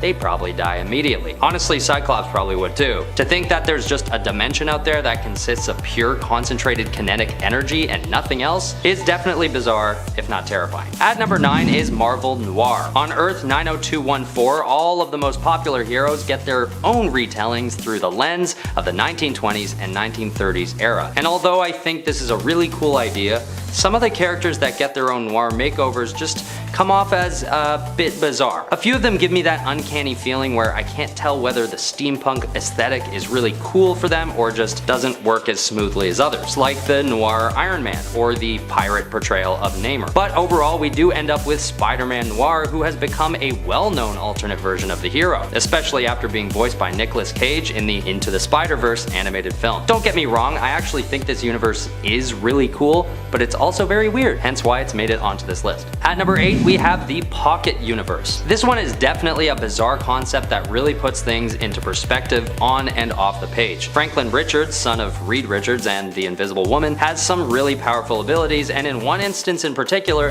he shows what he's capable of in a really impressive way. The young boy harnesses the dimensions of space, time, and reality to develop his very own universe, which he creates to be small enough to fit in his own pocket, hence the name. And although we don't see everything that goes on inside this fabricated pocket universe, we can assume that no matter what, it's gotta be a weird existence. Especially when a ball of lint in the boy's pocket is probably the size of thousands of solar systems put together. Number 7. Shazam. Billy Batson is just a wee lad who, thanks to the wizard Shazam, could transform into a powerful magical hero named Captain Marvel, or if you prefer, just Shazam. By saying his magic word, he gained an array of attributes including the wisdom of Solomon, the strength of Hercules, the stamina of Atlas, the power of Zeus, the courage of Achilles, and the speed of Mercury. Shazam has proven himself to be nearly as strong as Superman, with the two having fought to a draw many times, with Shazam actually having an edge in the form of his magical abilities. Shazam defeated foes as powerful as Black Adam multiple times and went pound for pound, shot for shot with godlike people such as Hercules and the Spectre. And that's before we even get into Jokerized Shazam or even pre-Crisis Shazam, who had basically unlimited strength. Like so much so that he pulled the Earth back into spinning again. I don't know how it stopped spinning, it seems kind of like it would be impossible, but comic books, okay? He's been shown to be as strong enough to move planets and survive nearly the same amount of stuff as Superman, so I'm gonna place him here comfortably. Number 6. Wonder Woman. Gifted with the powers of the gods, Wonder Woman has many of the same abilities Superman possesses, including strength, speed, and durability. However, Wonder Woman's Amazonian training sets her a little apart as an amazing warrior. It's been debated for years whether Diana could beat Superman in a fight, and while she's shown to be capable of hurting him at the least, she doesn't have the same raw amount of power. Instead, Wonder Woman dominates her opponents through a combination of her special abilities, superior tactics, and special equipment given to her by the gods. But she has been elevated beyond this. When Diana was empowered with the World Forge and the anti-crisis energy at the end of Doom War / during Death Metal, she had enough power to shake stars and phase throughout time through sheer strength. She had displayed the ability to shrink an entire planet and was able to link everyone together and restored their memories as one history, as in all of DC's continuity. She has cosmic awareness, she's able to see multiple events during the war against the Batman who laughs at once, as well as precognition and retrocognition. She was crazy powerful for that time. Number 5. Superman Prime. The Kal-El, who lived to the 853rd century, survived as long as he did by literally becoming the living extension of the sun. He left the Earth somewhere in the late 21st century when everyone he cared about died, and traversed the entire DC multiverse, going beyond time and space, and has been said to have reached as far as heaven and hell themselves. He was created by Grant Morrison and Val Semeiks and first appeared in DC 1,000,000 #4 in 1998.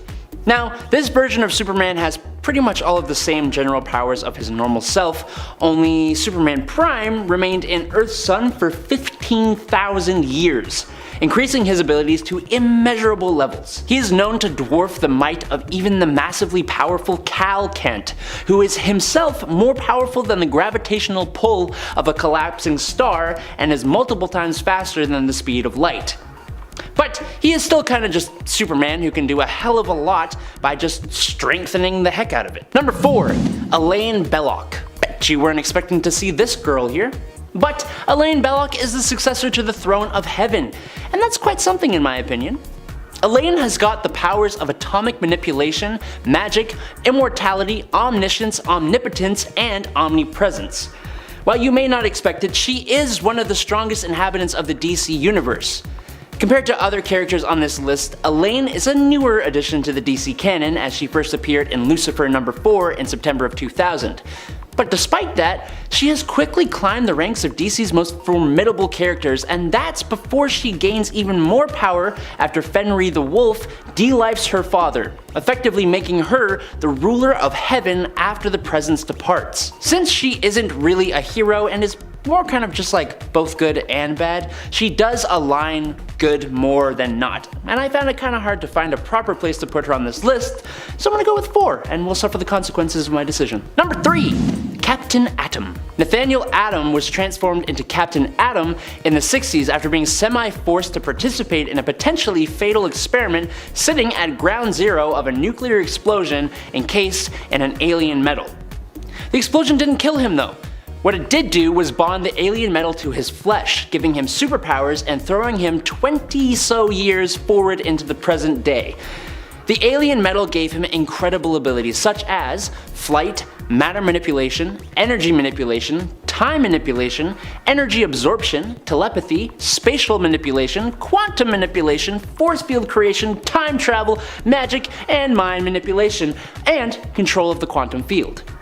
These powers have let him perform some insane feats, like creating a universe within the quantum field and later destroying that universe, fighting Superboy Prime, easily defeating a team composed of multiple versions of Atom, before absorbing them and creating an explosion powerful enough to destroy a universal space-time continuum.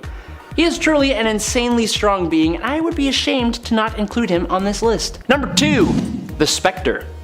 One of the most powerful beings in the DC universe is the Spectre. He is the biblical god's spirit of vengeance. He blesses whoever his host is with nearly unlimited magical potential, flight, invisibility, and intangibility. The Spectre can inflict death with a glance, revive dead men, materialize in multiple locations simultaneously. He has molecular reconstruction. He can heal wounds with a touch and can teleport as well as alter his size, implying he has matter manipulation abilities. The power of the Spectre is so great it needs a human host to keep him in check, which doesn't really make sense. Jim Corrigan, Hal Jordan, and Crispus Allen have each taken control of the spirit of vengeance in order to enact their own versions of justice onto the world. One of the Spectre's most impressive physical feats is the fact he could engage the Anti-Monitor in hand-to-hand combat for control of all creation. It's hard to find heroes more powerful than the Spectre, but there is one. Number 1. Dr. Manhattan. When I began to look up just what John Osterman, otherwise known as Dr. Manhattan's powers and feats were, well, the list could kinda take up nearly half the length of this video. So let's go through some of them, shall we? After he was destroyed and reconstituted from the atomic experiment gone wrong, John has no need for food, sleep, or oxygen, and no longer ages and can regenerate from any injury. He has nigh omniscience and possesses an understanding of the workings of the universe on a cosmic scale. He has reality warping and matter manipulation powers, allowing him to end literally everything, which he foresaw himself doing, so he obviously has precognition even as far as a millennium, and can even see alternate futures. He has causality and time manipulation, which allowed him to return the metaverse to how it was before his interference and remove 10 years from the universe's timeline, creating the New 52. He obviously has time travel, which he's used to travel back in time and save Jor-El right before Krypton's destruction. John experiences all the reboots in DC continuity, and yet he remains unaffected, and additionally, John exists in every timeline all at once, meaning that he has duplication and dimensional travel abilities as well. He possesses elemental manipulation, creating a ring of blue fire, producing an oxygen field, creating water, and producing electricity. Saying he has enhanced senses is kind of an understatement, as he can read atoms, sense tachyons, knew someone didn't have cancer with a glance, and heard a heartbeat from someone else's womb. He can phase through things, create human life, made plants grow, teleports an entire crowd of people away. He has instantly analyzed and learned magic after being attacked with it, and absorbed energy from a Green Lantern ring and absorbed magical attacks. Dr. Manhattan is more than a god. Number 10. Miracle Man. It's kind of weird to think, but Miracle Man exists over at Marvel Comics. Although admittedly, the story of Miracle Man feels like it would fit perhaps a bit better over at a publisher like Dynamite Entertainment based on the story. It seems like a narrative that would fit more comfortably next to Dynamite's The Boys. It's a bleak story about a madman who experimented on basically young orphans using alien tech in order to try and create the perfect being. The power that they wield, however, comes both with perks as well as devastating setbacks, with the young sidekick of Marvel Man, later renamed Miracle Man, actually being driven mad by the power he wields and ending up ultimately becoming the world's greatest supervillain, despite inside still just being a young boy. When you think about it, it's pretty crazy to think that Miracle Man is like a part of Marvel. That's wild. Of course, at least it's self-contained within its own world, but still, it's a pretty dark story over there in Earth 18. And friends, before we move on to our next spot on this list, if you love what we do here at Top 10 Nerd, why not show us you love us by clicking that like button? Like it! Number 9. Larval Earth. Larval Earth is one of the names given to the homeworld of Spider-Ham. Here, all superheroes and supervillains are anthropomorphic creatures. This world is also similar in its style to classic animated slapstick cartoons such as Bugs Bunny. In my book, the cartoon physics involved here also makes Spider-Ham one of the most powerful Spider-Man alternates around, as he can pretty much survive almost anything and never really has to fear dying. This Earth is designated Earth 8311. Number 8. The Cancerverse. The Cancerverse is a reality that almost threatens to take over the rest of the multiverse, if you can believe it. In this universe, life finally beat death, which was completely eradicated. Now, while this might sound pretty good on paper, I mean, not dying sounds pretty great, in practice it actually was not so great. This is because of the manner in which it was eradicated, and also because without death, there is nothing to keep life in check, so it kind of runs rampant and becomes terrible. The universe as a result became corrupted, basically turning into a living corpse. This reality came to be because Marvel's Captain Marvel made a deal with the Many-Angled Ones to cure his cancer. As a result, this universe ended up being infiltrated by the Many-Angled Ones, who are basically like the elder gods of Marvel Comics, and they bent the entire universe to their will. Number 7.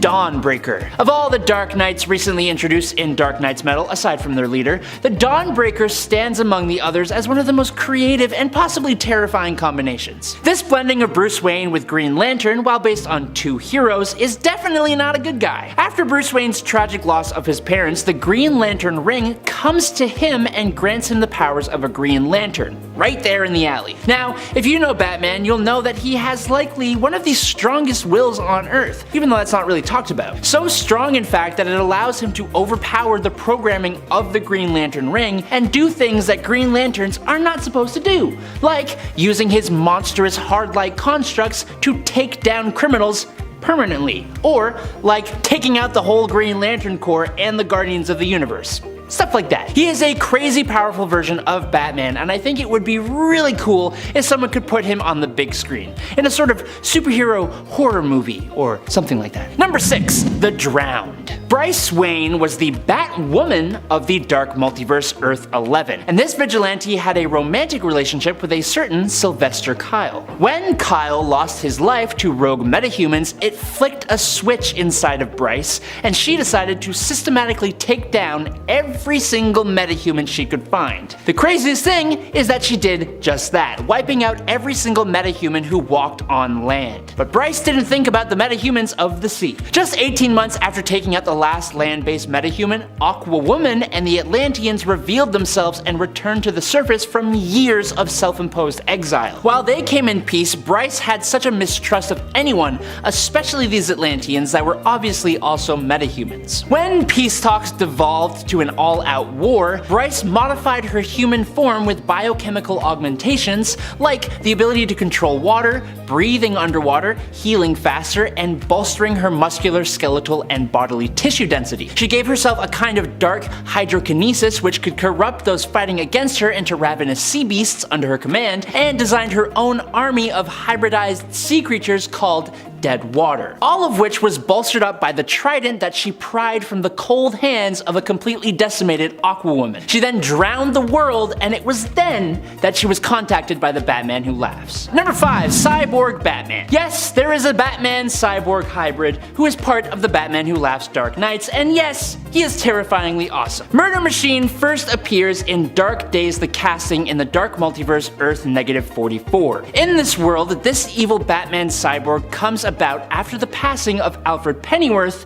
in the Batcave by a group of Batman's villains. As Bruce Wayne's father figure and closest friend, Bruce took this loss hard, and he blamed himself. He asked Cyborg to make an Alfred Cyborg AI called Alfred Protocol in order to help Bruce like Alfred used to do. Unfortunately, like most AI in fiction, it went kinda mad with its directive of protecting Batman. It spread like a virus, took down all of the villains and then all of the heroes, and even took over Batman's own body since it didn't believe that he could protect himself well enough. And Batman just didn't want to be separated from Alfred, so he was totally cool with it. Number 4. Devastator. On alternate Earth -1, Batman and Superman were pals and everything was dandy. Until one day Superman changed and rampaged, turning on humanity. Superman took out almost everyone, and Batman tried his best to help bring his friend back. But once Superman took out Lois Lane and then cut off Batman's arm, there was really no going back from that point. Batman decided to inject himself with the Doomsday virus, turning him into the Devastator, powering him up enough to take out Superman but also making him lose all sympathy. He still retains all the knowledge of Bruce Wayne plus the fighting skill, and he acts as the muscle for the Dark Knights. Truly a monstrous and terrifying Batman. Number 3. Eradicator Lois. For this point, we are going back in time to the infamous death of Superman. When Superman fell in the fight between himself and Doomsday, it didn't hit anyone as hard as it hit Lois Lane. Well, in the Dark Multiverse, something curious happened.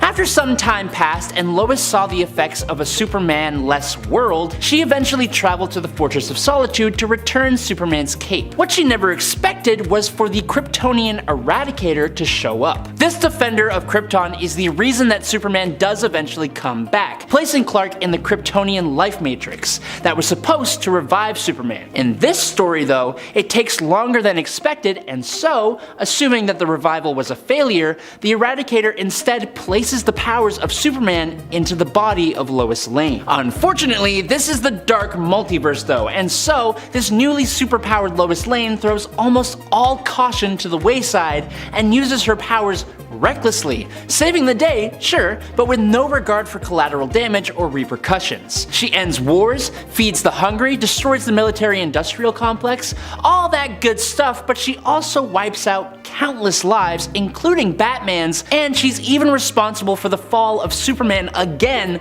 when he does finally return. The whole story is pretty tragic, but that also makes it one of the best ones to come out of the Dark Multiverse, in my opinion. Number 2. The Batman Who Laughs. The Batman Who Laughs is arguably one of the most dangerous versions of Batman who has ever lived, other than Batman himself. If you don't know yet, he is a Dark Multiverse version of Batman who took down the Joker, but inadvertently infected himself with a strain of Joker toxin. The resulting transformation turns this version of Bruce Wayne into an amalgamation of Joker and Batman. All the intelligence and resourcefulness and martial skill of Batman mixed with the buck-wild, psychotic, murderous mind of the Joker. He is pure chaos and destruction, and he lays waste to his own Bat family and the whole full Justice League. He has a pack of Jokerized Robins, and he is the leader of the Dark Knights. He is also a lieutenant of the Dark God Barbados, and he convinced Perpetua, the original creator of the multiverse, to choose him as her lieutenant, eventually acquiring cosmic power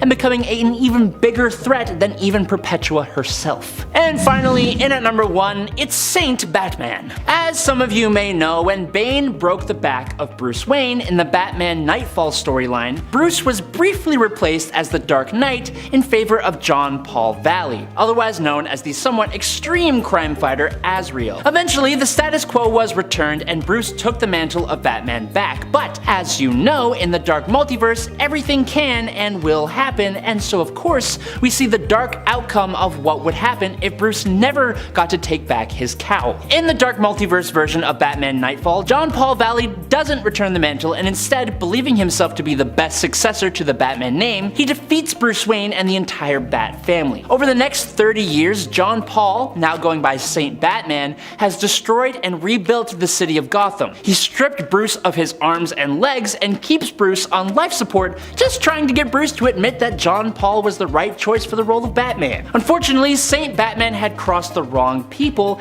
and he suffered a pretty brutal defeat at the hands of Lady Shiva, the son of Bane, and a restored cyborg Batman. Starting off the list today at number 10 is Red Death. The Dark Multiverse was given to us largely by telling the story of multiple different versions of Batman who have each been twisted into a corrupted, villainous version of Bruce Wayne. Brought together by the Batman Who Laughs, the Dark Knights are basically like an evil collection of Batman from across the Dark Multiverse, each one standing in or representing a member of the Justice League. Arguably one of the most popular of these Batmen would be Red Death, an evil Bruce Wayne with the powers of the Flash. In his dark reality, Bruce Wayne was pushed to the limit after losing so many of his sidekicks, which should be a good reason for why he should stop recruiting younglings to be his Robins, but I digress. Believing that he needed to be more brutal in his crime fighting and that he would be better at using the Speed Force than Barry Allen, Bruce took down Flash's rogues, took their equipment, and then used it against his fellow Justice Leaguer. Batman then strapped Barry to his Batmobile, fused it together with the cosmic treadmill, and then he drove it all into the Speed Force, absorbing Barry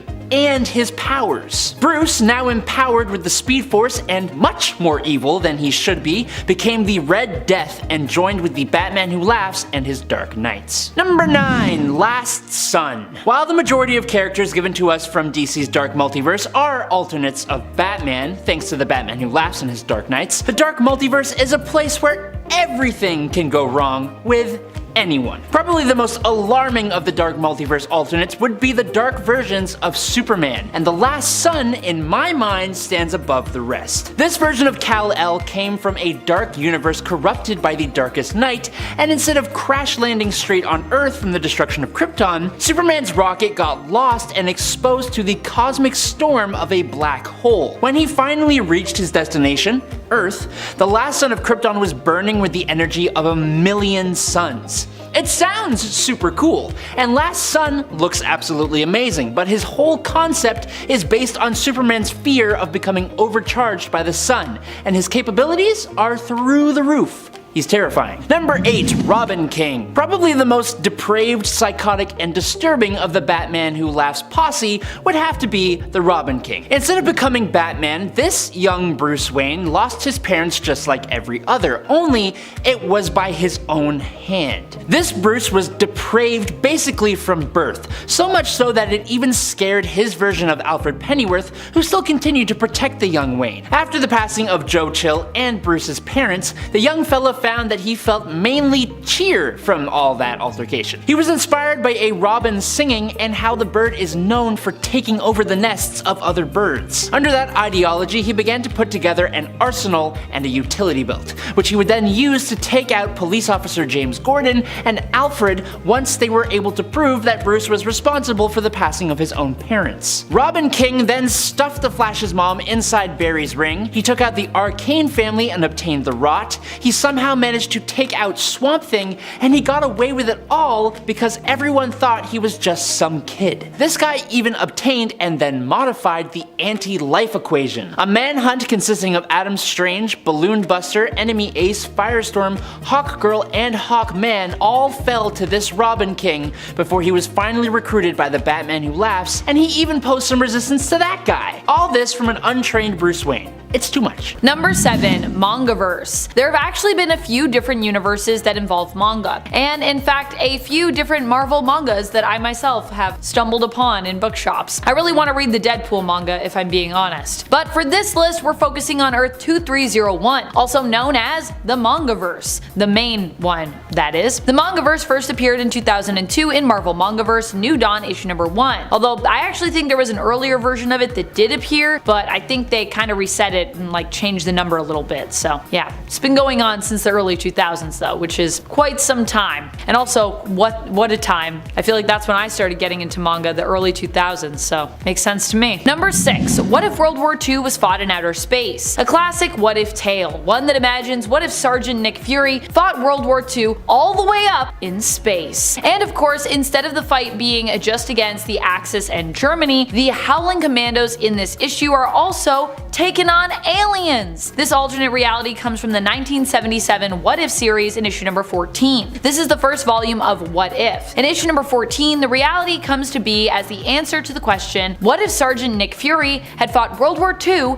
in outer space? The aliens in question that they are also fighting here are known as the Baytans, who have joined forces with Baron Strucker. This issue seems to be inspired by a love of other prominent sci-fi properties of the time, including Battlestar Galactica and Star Wars, which are also both mentioned on the cover. Good way to get you to read the comic. They're like, do you like these things? You'll like this what if! Number 5. Marvel Anime. I don't know what's weirder, really. The mangaverse of Marvel or the anime universe, which also exists. That's right, Marvel made anime versions of some of their most famous characters. The anime universe did not last long though, only having one season that was 12 episodes long, because yes, this is an actual anime I'm talking about. It ran from 2010 to 2011. Honestly, I kind of want to watch all of it after seeing only like a little part of the first episode. It is very anime, right down to the intro, and also some of this animation looks pretty good, I gotta say. The first episode is about Iron Man, whose origin is more in line with his MCU one than his comic book counterpart here. In this reality, Iron Man is basically looking to retire and is kind of looking into building armor suits that he could use to replace him. However, when the villain Scorpio appears on the scene, he is forced to take action as the hero, Iron Man. Number 4. Captain America married Iron Man. Or rather, I guess I should say Iron Woman? In this reality, Tony wasn't Tony, but instead was born Natasha Stark, being born a woman. Natasha would grow up to become the hero Iron Woman and would actually fall in love with Captain America, and eventually marry him. Because of the success of their romantic relationship, the first Civil War never happened in this reality. There was a superhero registration program, however, but no one argued over it, and it was actually started by this universe's Reed Richards. This Earth is known as Earth 3490 and is an alternate one that Mr. Fantastic glimpses while perusing various realities where the first Civil War had a different outcome. Number 3. Marvel Apes, also known as the Apeverse or the Monkeyverse. Monkeyverse. In this reality, all the heroes and villains of Earth that you are used to seeing are all apes or monkeys. Also, heroes and villains actually die in this reality. In fact, if a villain is captured and brought to justice, they are demanded to reform, and if they actually choose to refuse that, they end up being beaten by heroes until they are, well, permanently defeated, let's just say. Also, the Captain America of this universe ended up being frozen in an iceberg and replaced by Baron Blood. So in this reality, the invaders were actually all transformed into vampires. Years later, Gorilla Captain America is thawed and must join the fight against the vampires of the world. It's got apes, it's got monkeys, it's got vampires, it's got everything. Captain America teams up with the Ape Vengers, and after defeating the vampire invaders, takes on the role of team leader. Number 2. Avengers Mech Strike. The Mech Strike universe is just an odd one because in this universe, all the Avengers operate with mechs. Oh, and they had to team up with Thanos in an effort to stop Kang. Oh, and in this reality, Kang wiped the floor with Thanos. When you think about it, all of these things are pretty weird occurrences. However, I will say I do like the look of the mechs in this universe. Truly, the designs here feel like something I want to own in a collectible form of some kind. I have some of the mech Lego sets from Marvel and Lego, and I feel like the mech strike reality in and of itself would make for a cool series of sets. Or, you know, maybe one giant set with all of the mechs in it. That would be pretty cool. The reason that the Avengers in this reality get mechs in the first place is because they figure out the best way to defeat Kang's biomechanoids is to suit up in their own vibranium mech suits that Iron Man dubs biomechanoid response units. Although I gotta be fair and also mention that T'Challa was actually the one to figure this out, so basically, good job Black Panther, you figured it out! Vibranium, it's the way to defeat them. Number 1. Marvel. What a weird comic. In this story, we get to see what happens when you take a bunch of inside jokes and try to turn them into a cohesive story. Or something? I think that's what is meant to be happening in this miniseries, but don't quote me. This miniseries is confusing, even for advanced comic book readers like myself who have read tons of comics at this point. In this comic, a lot of strange things happen, but it seems it's all done to make fun of the Marvel and DC universes, the whole superhero genre in general, and the distinguished competition, aka DC Comics. However, that doesn't mean that anything here makes sense. In fact, I can't make sense of almost any of it. This alternate reality takes place in the future in the year 5002 AD. Here the AOL company basically becomes powerful enough to lead the planet, I think. People can also seemingly karate chop meteors as they fall from the sky, and eventually we travel back in time to discover that Wolverine started off the whole human race after evolving from an otter. That's really what happens in it, I think.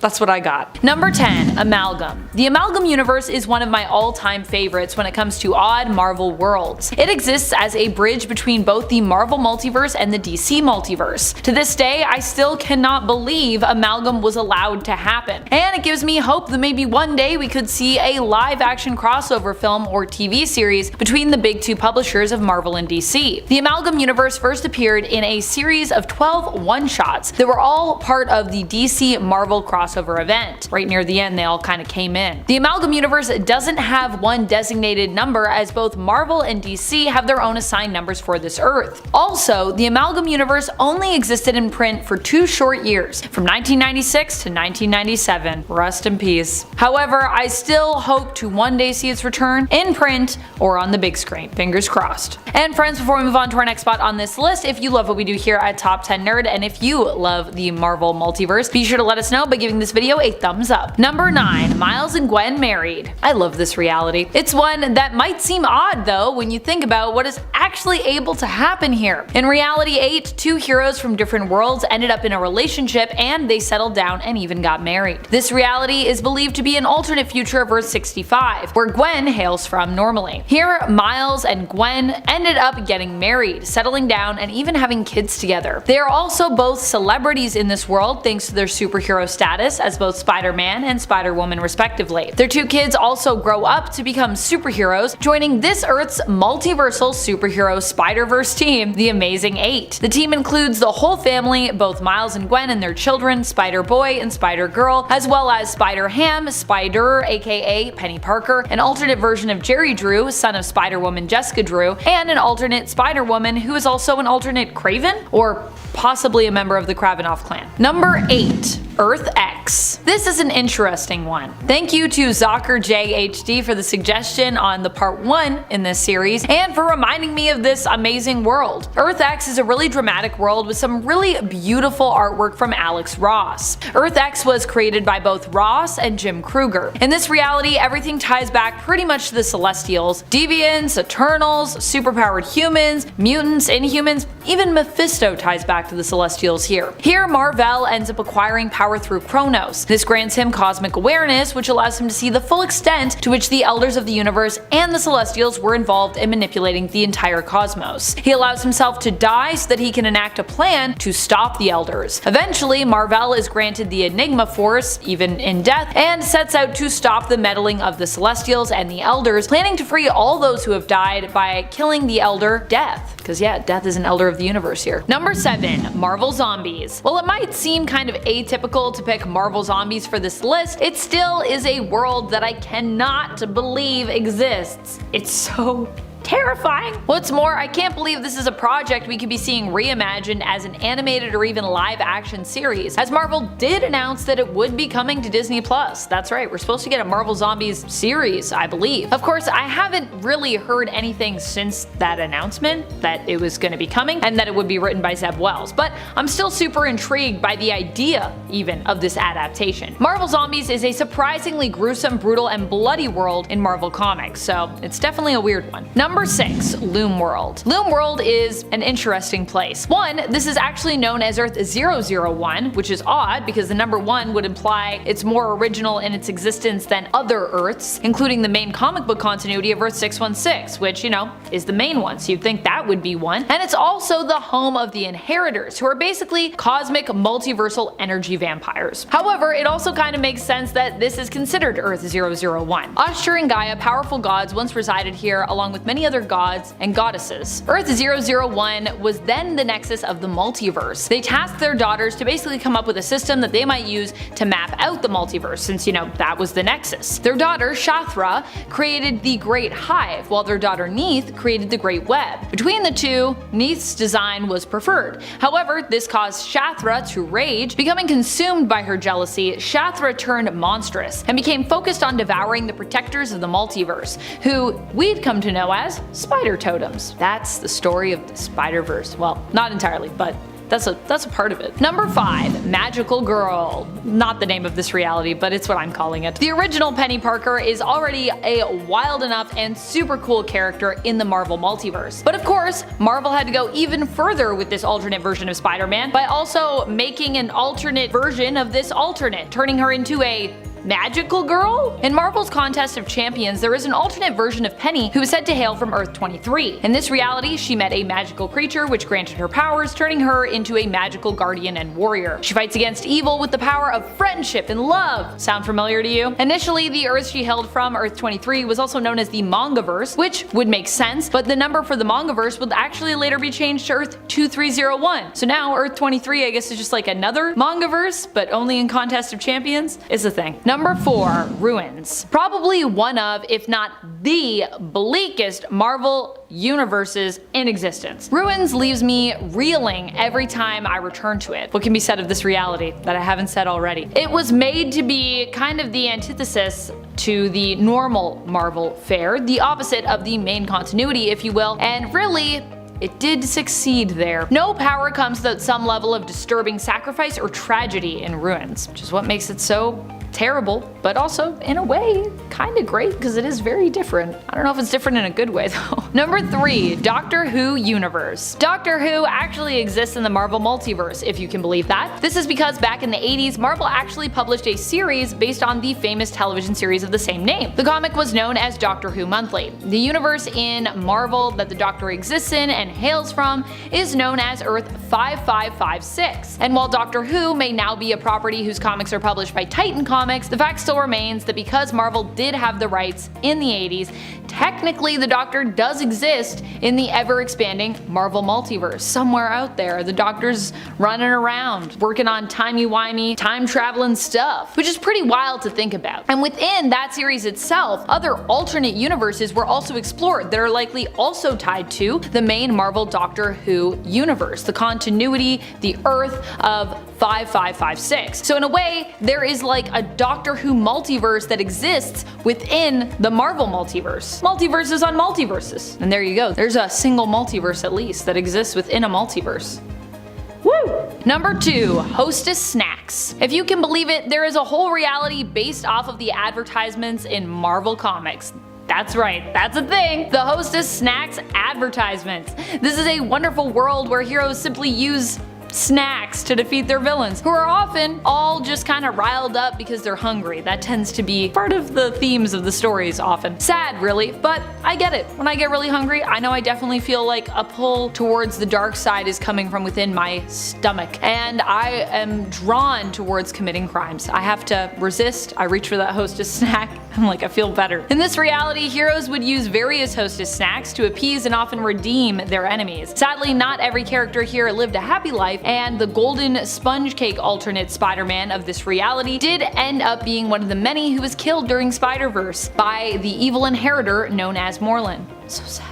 If you aren't certain what an inheritor is, they're the cosmic energy vampires I was talking about earlier with Loom World. In fact, the Earth and realm ends up as their headquarters after they force the Master Weaver to do their bidding. The reality of Earth 001, not the Hostess Cakes reality. Although that would be pretty funny if they were like, you know what, why don't we just chill here? We got all the Hostess snacks we could need. Too bad we don't eat them because we're energy vampires. We really only eat like spider totems, but yeah. Number 1. America's Best Comics. This one was actually super interesting to me, as it actually ties back to some comic book history, which I personally really love diving into myself, so I'm gonna take you on a journey with me. This Earth is known as Earth 10 in the Marvel Multiverse, but I'm still not sure if it's ever been like officially designated as Earth 10, so this may be actually an unofficial alternate Earth mentioned outside of Marvel. I mean, normally we have a temporal reality number or a temporary reality number when it isn't official, but I don't know. I'm not sure. I did some research into this and I was only able to find out so much, so if you know more, share with me in the comments. Earth 10 is what I could find this world designated as, official or not, as being the home of America's Best Comics, which was actually a Wildstorm imprint created by Alan Moore, which is pretty crazy to think. Now Wildstorm is an imprint at DC, but before Wildstorm was its own thing, and then America's Best Comics was an imprint there. America's Best Comics had multiple series under its umbrella, one of them being, get this,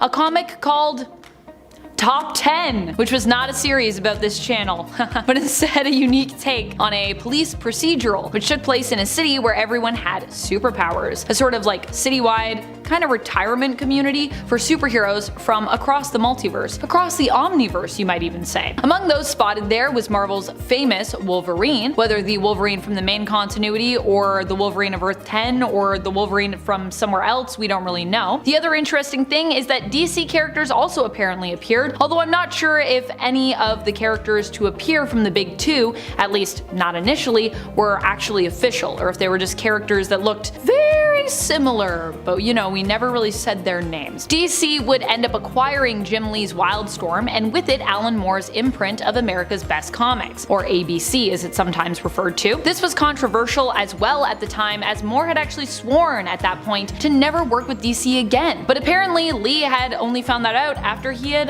made the deal with DC. Fortunately for Lee, Moore wasn't too bothered by the decision and managed to accept it and kind of roll along, even though it went against what he had initially said. He was able to move forward from it. America's Best Comics, or the ABC universe, as it is often known, still apparently exists today as the alternate reality of Earth 25 over at DC, which definitely makes sense since, you know, they kind of also bought that, and the alternate world of Earth 10 over at Marvel, which, as I said, I'm still a little, I don't really know what's official and what's not. Woo! Now I need to go back and read top 10. Sounds super cool. Number 10. Hyperion. Hyperion is basically Marvel's first ever answer to DC's Superman.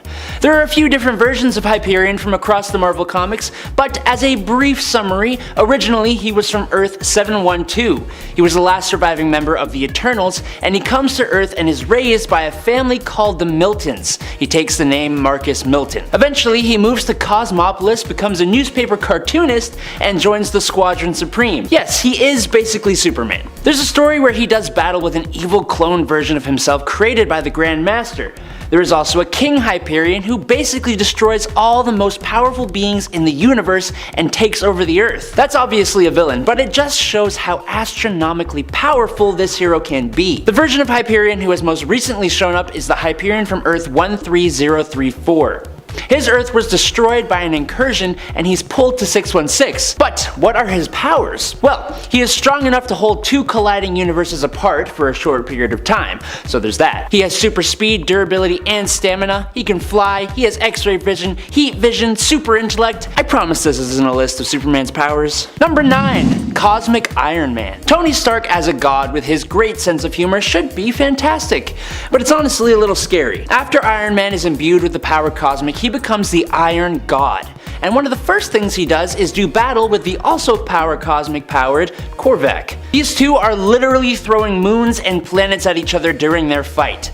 That is, until Iron God transports Korvac to a destroyed universe and fights him until the cosmic entities show up and take Korvac away, leaving Tony to see what he does next. Iron God's goal is to make the world into a paradise, to fix all of its problems. He knows that his past attempts to do this haven't gone too well and that the other heroes will likely try to stop him.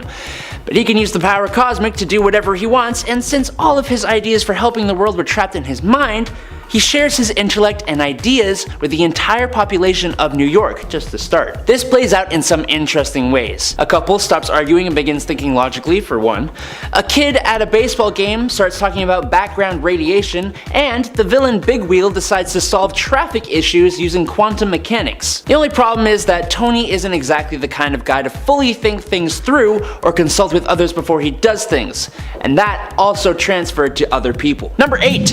Rune King Thor. Thor is an incredibly powerful character who has been around forever, as I'm sure everyone knows. But after Odin passed away, Thor became the king of Asgard, and he sucked. He did a lot of unking-like things. But to fix all that, he uses time travel to go back and just reverse it all. But now Loki has orchestrated a whole thing, resurrecting Surtur and Ragnarok, creating new hammers and attacking Asgard, ending the lives of many significant Asgardians, and just being a real pain in the bum. Thor is visited by the personification of the Odin Force in the form of a little kid who tells Thor he needs to gain wisdom. So to do that, Thor follows after his late father and goes to the Well of Mimir, sacrificing both of his eyes and drinking from the well in order to gain the knowledge that Ragnarok is an endless cycle. He then goes to Yggdrasil, the World Tree, and hangs himself there until he actually passes away. Doing this imbues him with rune magic, which gives him knowledge of the future and the past and the ability to control the present. And he's saved by Odin's spirit before his soul can be claimed by Hela. He returns to Earth with both the Odin Force and this new rune magic. Using these forces, he is able to erase the man god from existence with a single touch. That's one of the most powerful beings in the multiverse that even Odin was afraid of. He defeats all the forces of Loki, including Loki himself. He recreates his hammer and uses it to literally destroy reality with a single swing. At number 7 is Spider-Rex. You probably saw Spider-Rex cameo in the Spider-Verse movie, but for those of you who haven't read his Origins comic, it begins in a prehistoric Earth where a T-Rex named Norman. Just as a Norman Osborn dinosaur was about to take a bite out of Parker, bam! A meteorite crashes down, and it's not your ordinary space rock. It's filled with alien spiders. These cosmic arachnids do something wild. They actually swap Norman and Peter Parker's bodies and give them some spiffy costumes to boot. Now Norman's mind is in the pterodactyl thing, and vice versa. Chaos ensues as they try to figure out their newfound powers. Parker, now a T-Rex with spider abilities, takes on Norman and his gang, realizing the responsibility that comes with his newfound strength. At number 6 is Otterman. Kal-El, the son of Ted Turner and Jane Fonda, time travels from the 51st century to good old 2002 using a makeshift time machine made of PlayStation 1 parts and Atari controllers. Why? Because his hometown is being obliterated by meteors, of course. Now once Kal-El arrives in the present, he just kinda does stuff. And let me tell you folks, there is nothing in this storyline that connects to anything else, and none of it makes a lick of sense. Occasionally some familiar Marvel heroes drop by and also do stuff, but guess what? None of that makes sense either. But the piece de la resistance is Cal and his group go way back to 100,000 BCE, where they witness an otter evolving into none other than Wolverine, the mutant hero we all know and love. That's right,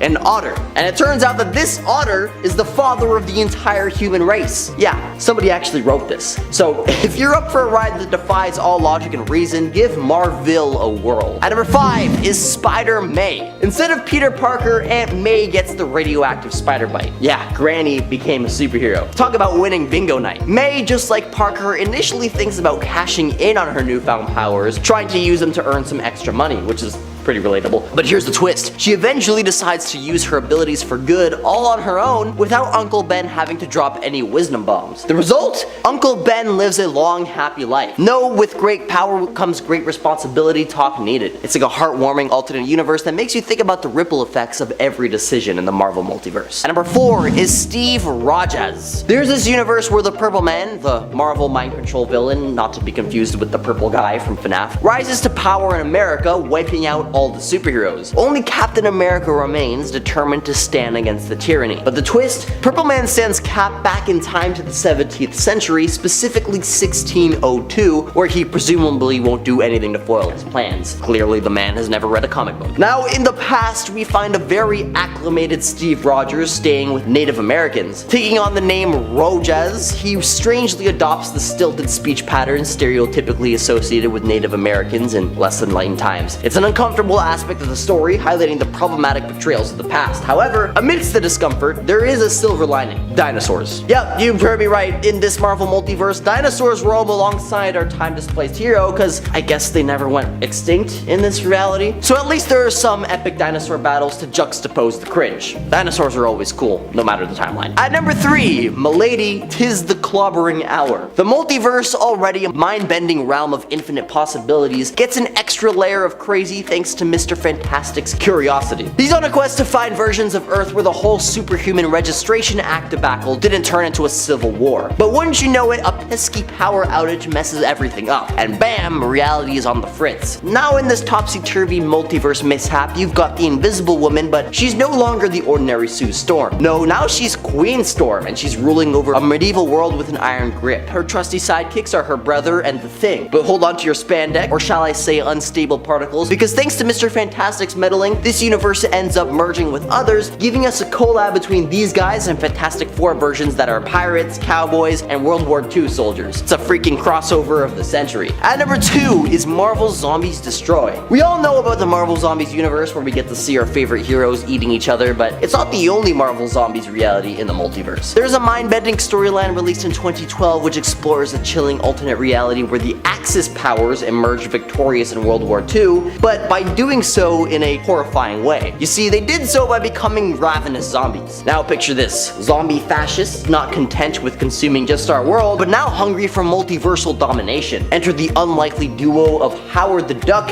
and good old Earth's Dum Dum Dugan, tasked with preventing this nightmarish invasion. And since our main continuity remains uninfested by the undead Third Reich, I'm gonna take a guess and say they succeeded. At number 1 is realism. Superhero comics often dive headfirst into fantastic realms filled with magic, aliens, and some questionable science. But what if we injected a dose of realism into the mix? Warren Ellis did just that in 1995 with Ruins, a 2-part story that brutally dissected the real-life consequences of radioactive spider bites and massive radiation exposure. Now picture this, instead of transforming into the mighty Hulk, Bruce Banner succumbs to cancer. Professor X, rather than leading the X-Men, uses his secret mental powers to become the president who brutally suppresses mutants. There's no escape from the agony. Every beloved Marvel character is either already deceased, on their way to becoming deceased, or wishing they were deceased. It's a colossal downer, no sugarcoating it. This twisted take on the Marvel Multiverse brings a stark reminder that even in the world of heroes, reality can be unforgiving and grim. At number 10, what if JJ adopted Peter Parker? In this world, John Jonah Jameson, known for his fiery hatred of Spider-Man, actually becomes Peter Parker's adopted father. In this alternate reality, tragedy strikes as Jameson's son's Mars expedition ends in catastrophe, leading him to take Peter under his wing after the loss of Aunt May in the same accident. Jameson's wealth and influence catapult Peter into a world of privilege, sending him to the prestigious Phillips Academy and making him the assistant editor of the Reviel, Jameson's weekly newspaper. However, Jameson's obsession with Spider-Man remains intact, blaming the web slinger for the rocket crash due to the discovery of his webbing at the scene. This obsession leads to the creation of the Spider Slayer robot and the Scorpion suit, along with a hefty bounty on Spider-Man's head. When Flash Thompson becomes the Scorpion in a misguided attempt to protect Spider-Man, chaos ensues and Peter eventually reveals his secret identity in a fit of anger. What follows is a twist in the tale as Jameson, realizing the consequences of his vendetta, remotely pilots the Spider Slayer to save Peter from a group of supervillains. In a surprising turn of events, Jameson and Peter form an unlikely superhero duo operating out of the Daily Bugle. In the end, the thought of expanding Jameson and son Heroes for Hire as a coast-to-coast superhero franchise lingers in Jameson's mind despite Peter's attempts to dissuade him. This is a character arc for the ages, you guys. At number 9, Jessica Jones joins the Avengers. Don't hold your breath if you want to see Jessica Jones in the Avengers, because apparently that only happens in one universe, and the way it happens, super freaking weird. In this reality, Jessica Jones doesn't have that immunity to Purple Man's mind control powers, and so after making her do terrible things for like 8 months, he eventually decides to finally use her against Daredevil. Somehow she gets confused and goes to the Avengers mansion instead and attacks a similarly dressed Scarlet Witch. The Avengers knock her around senselessly until she wakes up in the hospital after spending weeks in a coma, and the Avengers are apparently so ashamed that they decide to extend an offer to join the team. Seriously, that's how she joined the team. Not her insane investigative skills or the fact that in this reality she's mastered the power of flight and strength. Nope, they gave her a pity invite because they were impressed she survived the beating.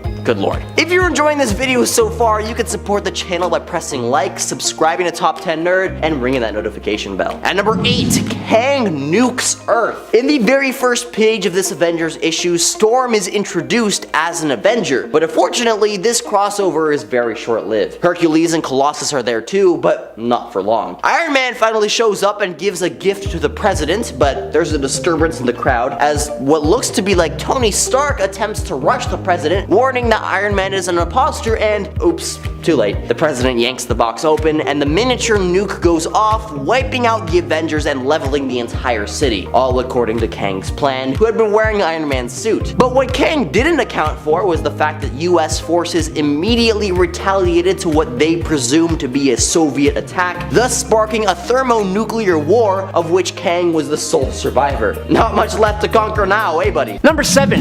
Hercules during Chaos War. Hercules is an incredibly powerful Olympian who is on par with, if not stronger than, Thor. But one of his most powerful moments was during the events of Chaos War when the Chaos King attacked. Amadeus Cho becomes a god, but he's mortal and cannot handle it, so he transfers the power to Hercules. Now with this power, Hercules leads a team against the Chaos King. He's able to fly, teleport, and release energy from his hands and eyes.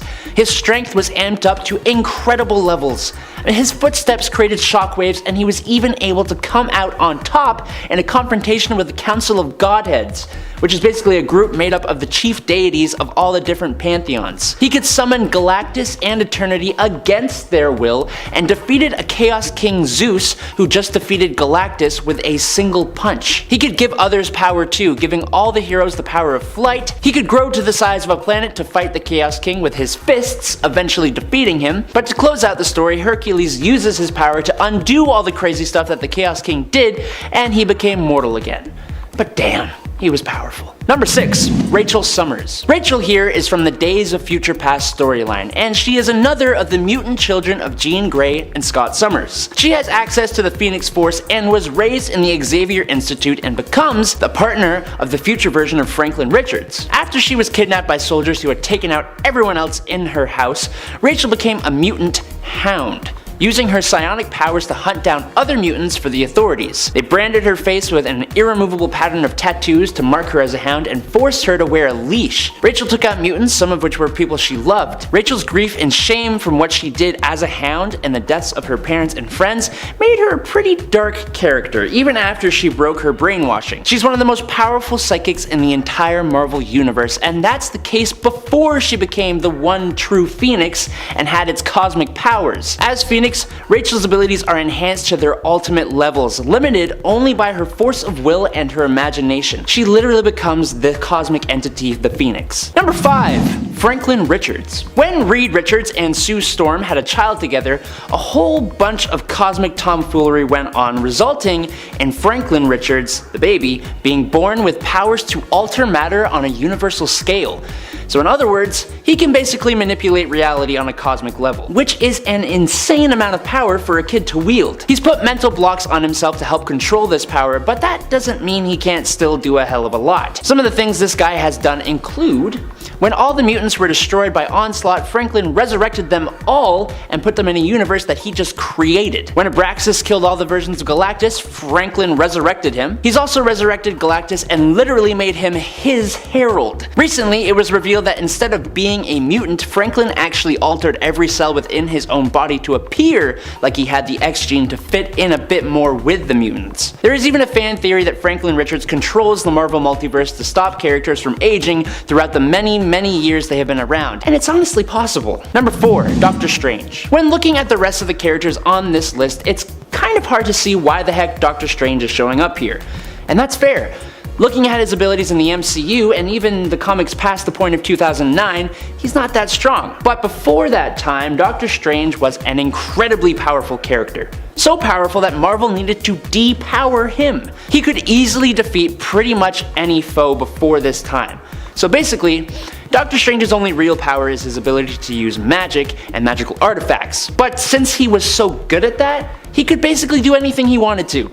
Flight, time travel, telepathy, shields, astral projection, teleportation, all of these using spells and artifacts. He has survived being close to a star and has caused that star to collapse into a black hole. He has summoned cosmic entities and imprisoned and defeated the In-Betweener. He's altered the fabric of the universe. He's trapped the Beyonder and undone the things the Beyonder had done when he warped reality. He's broken out of a spell cast by the Living Tribunal, and he has even become Death. He's defeated Dormammu, Nightmare, and Shumagorath on a regular basis. It may be surprising that he's on this list, but it shouldn't be. Number 3, Nate Gray. For a guy named X-Man, he's gotta be a powerful character. And he is. Nate Gray comes from the Age of Apocalypse timeline. He was created by Mr. Sinister using the DNA of both Scott Summers, Cyclops, and Jean Grey. There are a few characters who are a child of these two mutants, namely, there's Cable. Now Cable has huge psionic abilities, but because of being infected by the techno-organic virus, almost all of his energy goes towards keeping himself alive. Nate Gray is basically Cable, but without that limitation. When he first came into the 616 reality, he was able to hide himself from Cerebro, which is supposed to be impossible. He is described as being on the same level of Jean Grey harnessing the Phoenix Force, which is one of the greatest threats the X-Men and the world has ever faced, and he is described as an Omega level living god. He can read the minds of others, he can sense the emotions and histories left on objects, he can detect rifts in space and time, he can move into the astral plane where he can see the future, and after he had a bit of practice, he could even increase the power of other mutants. He has cured cancer, destroyed cities on the other side of the Earth during a nightmare, manipulated matter to a cosmic scale, and traveled through space and time.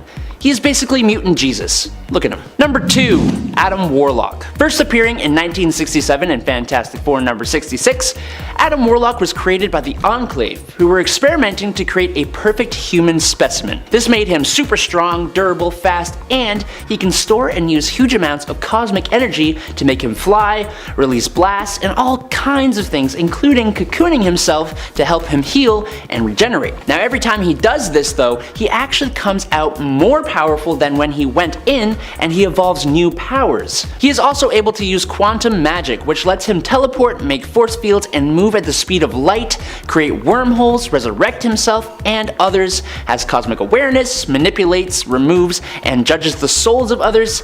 He has a lot of powers. He's altered the evolution of beings, he's manipulated matter, turning Thanos into stone, and then he wielded the Infinity Gauntlet. We have had Mutant Jesus, and this guy is basically Space Jesus.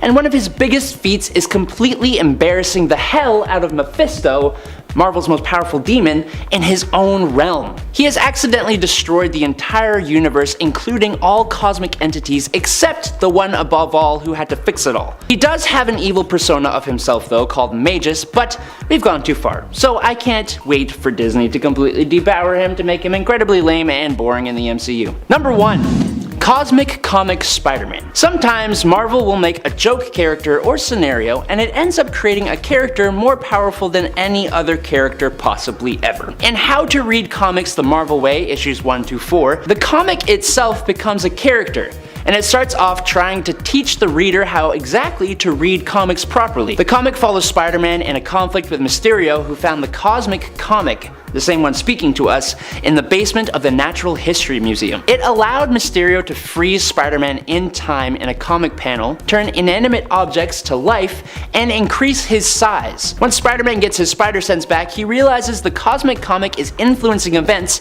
so he grabs the comic, thinking it's one of Mysterio's tricks, and tears it in half. After realizing the error of his ways, Spider-Man and Mysterio begin trying to write their own comics to use the Cosmic Comic to make their comics become reality. reality. Thanks to the cosmic comic, they end up fighting across time, altering history, and Peter learns of the fact that he is a comic book character, seeing all of his comic book publication history. Taking in all this info, he fuses together with the cosmic comic.